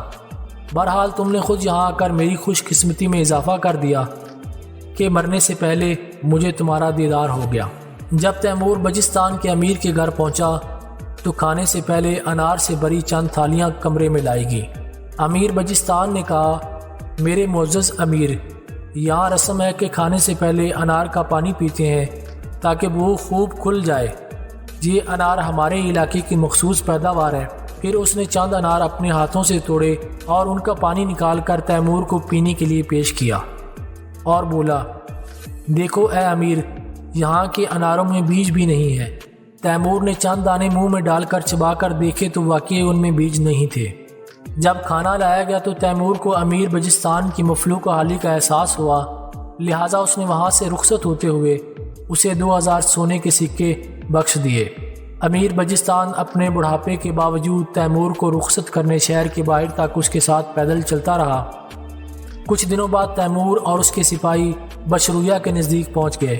جیسے ہی شہر کے آثار نمودار ہوئے تو تیمور نے دیکھا کہ کچھ لوگ پیدل ہی پیدل ان کی طرف آ رہے ہیں۔ تیمور کو لگا کہ حکمران اور معززین ان کے استقبال کے لیے آ رہے ہیں، تاہم قریب آ کر پتہ چلا کہ وہ عام لوگ ہیں۔ ان لوگوں نے تیمور کے سامنے پہنچ کر اس کی شان میں شعر پڑھے اور اسے خوش آمدید کہا۔ تیمور نے ان سے دریافت کیا، اس شہر کا حکمران کون ہے؟ وہ بولے، کوئی نہیں۔ تیمور نے حیرت میں سب سے پوچھا، یہ کیسے ہو سکتا ہے؟ اس شہر کے قوانین کون وضع کرتا ہے اور نظم و نسق کیسے چلتا ہے؟ وہ کہنے لگے اے امیر ہمارا کوئی حکمران نہیں، ہم از خود شرعی قوانین کی پاسداری کرتے ہیں۔ تیمور نے حیرت سے کہا میں نے تمہارے شہر کی بے حد تعریف سنی تھی، مگر یہ جان کر حیرت ہوئی کہ یہاں کوئی شخص حکمران نہیں۔ شہر کے لوگوں میں ایک ایسا بوڑھا شخص ہے جو دوسروں سے نسبتاً برتر نظر آتا تھا۔ آگے بڑھا اور کہنے لگا اے امیر آپ خود ہمارے شہر میں داخل ہوں اور ملاحظہ فرمائیں کہ ہمارے شہر کا انتظام کیسے چلتا ہے۔ جب تیمور نے شہر میں قدم رکھا تو وہاں موجودہ کشادہ راستے دیکھ کر حیران رہ گیا۔ سمرقند میں بھی اس طرح کے وسیع و عریض خیابان نہیں تھے۔ شہر کے سارے باشندے راستے میں کھڑے تھے۔ ان میں سے زیادہ تر کے گلے میں ایک تھیلا سا لٹک رہا تھا جس میں سے وہ کوئی شے نکالتے اور اس شے کے 2 ٹکڑے کرنے کے بعد ایک حصہ ایک جیب میں اور دوسرا حصہ دوسری جیب میں ڈال لیتے۔ تیمور نے معزز شخص سے دریافت کیا کہ یہ کیا ہو رہا ہے، جس پر اس نے بتایا کہ اے امیر اس شہر کے باشندے ہر وقت کوئی نہ کوئی کام کرتے رہتے ہیں اور فارغ رہنا پسند نہیں کرتے۔ چنانچہ اس وقت بھی جب وہ آپ کے استقبال کے لیے جمع ہیں کچھ کام کر رہے ہیں۔ ان کے تھیلوں میں بکری کے بال ہیں، لوگ تھیلیوں سے بال نکالتے ہیں اور ان سے روحوں کو جدا کر کے ایک جیب میں بال اور دوسری میں روحوں کو ڈالتے ہیں۔ روحوں سے اونی کپڑا بنتا ہے جبکہ بال لمدہ یا کمبل بنانے کے کام آتے ہیں۔ تیمور نے پوچھا تم لوگ بھیڑوں سے یہ کام کیوں نہیں لیتے؟ بوڑھا بولا امیر ہمارے علاقے میں بھیڑ پرورش نہیں پاتی کیونکہ یہاں سبزہ زیادہ نہیں ہوتا، جبکہ بکری خشک گھاس اور جڑی بوٹیاں کھا کر ہمیں دودھ اور ریشم دے سکتی ہے۔ تیمور نے بوڑھے سے اس کا نام دریافت کیا۔ اس نے جواب دیا حسین بن اسحاق۔ بوڑھا وہاں کا پیش امام تھا، لوگ اس کی اقتداء میں نماز ادا کرتے تھے اور اپنے اختلافات کا فیصلہ کرانے بھی اس کے پاس آتے تھے۔ حسین بن اسحاق تیمور کو کھڈی پر لے گیا جہاں بکری کے بالوں سے حاصل ہونے والے روحوں سے اونی کپڑا بنایا جاتا تھا۔ تیمور کو اس سے پہلے تیار ہونے والا خاص کپڑا مہیا کیا گیا جسے برق کہتے تھے۔ تیمور اس کی لطافت دیکھ کر حیران رہ گیا۔ وہ چین سے آنے والے ریشمی کپڑے سے بھی زیادہ ملائم تھا، اس کی قیمت بھی بے حد کم تھی۔ تیمور نے وہاں کام کرنے والوں کو سونے کے چند سکے بخشے، لیکن ان میں سے کسی نے بھی انعام قبول نہ کیا اور کہنے لگے اے امیر تیرا ادھر آنا ہی ہمارا انعام ہے، ہم اپنی محنت سے جو کماتے ہیں وہی ہمارے لیے کافی ہے، کسی اور شے کی ہمیں حاجت نہیں۔ تیمور ان مزدوروں کی قناعت اور بے نیازی دیکھ کر اشش کر اٹھا اور وہاں سے نکل کر بازار میں داخل ہو گیا۔ چاندی قدم پر پنساری کی دکان پر اسے ایک عورت خریداری کرتی نظر آئی۔ دکاندار کچھ تولتے ہوئے کہہ رہا تھا۔ تیمور یہ آیت ایک دکاندار کے منہ سے سن کر حیران رہ گیا۔ اسے حیرت اس بات کی تھی کہ ایک معمولی دکاندار سودا تولنے سے پہلے قرآن پاک کی یہ آیت تلاوت کر رہا ہے۔ جب وہ عورت سودا سلف لے کر چلی گئی تو تیمور اس دکاندار کے پاس پہنچا اور اس سے دریافت کیا اے نیک بخت، آیا تو جانتا ہے کہ جس آیت کی تو نے ابھی تلاوت کی ہے اس کے معنی کیا ہیں؟ دکاندار بولا کیوں نہیں، اس آیت میں اللہ تعالیٰ نے فرمایا ہے برا ہو کم تولنے والے کا، یعنی وہ لوگ جو خود کوئی چیز خریدتے ہیں تو پورے وزن سے خریدتے ہیں، لیکن جب خود بیچنا چاہیں تو چھوٹے پیمانے سے یا کم وزن کے ساتھ بیچتے ہیں۔ تیمور بے اختیار پکار اٹھا مرحبا مرحبا، اے شخص تو نے بڑی ہی خوبصورتی سے اس آیت کے معنی بیان کیے، اب ذرا مجھے یہ بھی بتا دے کہ تو نے اس آیت کی تلاوت کیوں کر کی تھی؟ دکاندار بولا اے امیر میں جب بھی کوئی چیز تولنے لگتا ہوں تو اللہ کو حاضر و ناظر جاننے کے لیے اس آیت کی تلاوت کرتا ہوں تاکہ خود کو کم تولنے سے روک سکوں۔ تیمور اس دکاندار کی عقل و بصیرت پر حیران ہوتا ہوا آگے بڑھا اور اس مکان میں پہنچا جسے اس کی قیام گاہ کے طور پر تیار کیا گیا تھا۔ تھوڑی ہی دیر بعد اذان کی آواز سنائی دی تو شیخ حسین بن اسحاق کہنے لگے یا امیر اگر آپ کی اجازت ہو تو میں مسجد میں جا کر نماز ادا کر لوں، نماز کے بعد دوبارہ آپ کی خدمت میں حاضر ہو جاؤں گا۔ تیمور نے کہا نماز تو مجھے بھی ادا کرنی ہے، کیوں نہ میں بھی شہر کی مسجد میں ہی نماز ادا کروں۔ چنانچہ تیمور شیخ اسحاق کے ساتھ مسجد کی طرف روانہ ہو گیا۔ راستے میں اسے یہ دیکھ کر حیرت ہوئی کہ سارے دکاندار کپڑے بدل کر نئے کپڑے پہن کر مسجد کی طرف جا رہے ہیں اور ان میں سے کسی نے بھی اپنی دکان بند کرنے کی زحمت نہیں کی تیمور نے ایک دکاندار سے پوچھا، تم اتنے سج دج کر مسجد کیوں جا رہے ہو؟ اس نے فوراً ایک آیت سنائی جس کا مفہوم یہ تھا، اللہ تعالیٰ فرماتے ہیں، اے بنی آدم، جب نماز کے لیے مسجد کی طرف روانہ ہو تو زینت استعمال کرو اور جتنا چاہو کھاؤ پیو، مگر اسراف نہ کرو، کیونکہ اسراف کرنے والوں کو اللہ دوست نہیں رکھتا۔ یہ بات سن کر امیر تیمور بے حد حیران ہوا اور کہنے لگا، اے شخص، تو نے آج مجھے بہت اہم سبق سکھا دیا۔ اگرچہ میں خود حافظ قرآن ہوں، مگر آج سے قبل مجھے یہ خیال کبھی نہ آیا کہ خدا کے حضور پیش ہوتے ہوئے اپنی زینت استعمال کرنی چاہیے۔ آج تو نے مجھے یہ بات یاد کرا دی، میں تیرا شکر گزار ہوں۔ پھر تیمور نے شیخ اسحاق سے کہا، تم مسجد میں جا کر نماز ادا کرو، میں کپڑے بدلنے گھر جا رہا ہوں اور وہیں نماز ادا کر لوں گا۔ نماز ادا کرنے کے بعد تیمور ایک بار پھر بازار میں نکلا۔ اس کے اندر اس شہر کے باشندوں سے گفتگو کرنے کا اشتیاق بڑھ گیا۔ اب وہ ایک اتاری کی دکان پر پہنچا تو اس نے سنا کہ وہ قرآن مجید کی ایک آیت کی تلاوت کر رہا ہے، جس کا ترجمہ کچھ یوں ہے، جب پیمانے سے بیچو تو خیال رکھو کہ پیمانہ بھرا ہوا ہے، اور جب ترازو سے کوئی چیز تولو تو دھیان رکھو کہ ترازو کے دونوں پلڑے برابر ہوں۔ تیمور حیران ہوتا آگے بڑھا۔ وہ جس دکان کے سامنے سے گزرتا تو ہر دکاندار جو کوئی چیز فروخت کرنے لگتا کوئی نہ کوئی آیت تلاوت کر رہا ہوتا۔ ان میں سے زیادہ تر آیات پیمانے، وزن اور دیانتداری سے متعلق ہوتی تھیں۔ تیمور کے لیے یہ بھی حیرت کی بات تھی کہ شہر کے سارے باشندے سونے کے وقت کے سوا سارا دن کوئی نہ کوئی کام کرتے رہتے تھے اور بیکار بیٹھنا پسند نہیں کرتے تھے۔ شیخ حسن بن اسحاق نے تیمور کو بتایا کہ اس شہر میں اس کی یادداشت کے مطابق کبھی چوری وغیرہ کی واردات نہیں ہوئی اور نہ ہی کوئی قتل ہوا۔ یہاں جھگڑے بھی بہت کم ہوتے ہیں، تاہم جب اخلاقی صورتحال پیدا ہوتی ہے تو فریقین اپنا مسئلہ لے کر شیخ حسین بن اسحاق کے پاس آ جاتے ہیں اور اس کا فیصلہ ہر کوئی من ون قبول کر لیتا ہے۔ یہ اگرچہ اس شہر کا حکمران نہ تھا، مگر بات ظاہر تھی کہ سب لوگ شیخ اسحاق کو معتبر اور قابل قدر جانتے تھے اور اس کے فیصلوں کو تسلیم کرتے تھے۔ شیخ اسحاق ایک معتبر ہستی ہونے کے باوجود انتہائی سادہ اور عاجزی کا مالک انسان تھا۔ وہ خود کھیتی باڑی کا کام کرتا تھا اور صبح ہوتے ہی بیلچہ اٹھا کر کام کی تلاش میں نکل جاتا۔ شہر کے سارے باشندے بچپن سے قرآن پاک کی باقاعدہ تعلیم حاصل کرنا شروع کر دیتے۔ عورتیں اور بچے بھی قرآن مجید کی آیات اور ان کے معنی جانتے تھے۔ تیمور نے بشرویہ میں ایک خاص قسم کا کالا تیل بھی دیکھا جس سے بشرویہ کے راستوں پر دیے جلائے جاتے تھے۔ تیمور کی آپ بیتی لکھنے والے نے لکھا ہے کہ یہ تیل غالباً وہی بلیک گولڈ ہے جو قوموں کی تقدیر بدل کر رکھ دیتا ہے۔ موسم سرما کی آمد تھی اور تیمور زیادہ دیر تک بشرویہ میں نہیں رک سکتا تھا۔ اگرچہ وہ وہاں کے باشندوں کے علم و دانش سے بے حد متاثر تھا، مگر اسے دوسرے مقامات پر لشکر کشی کرنا تھی۔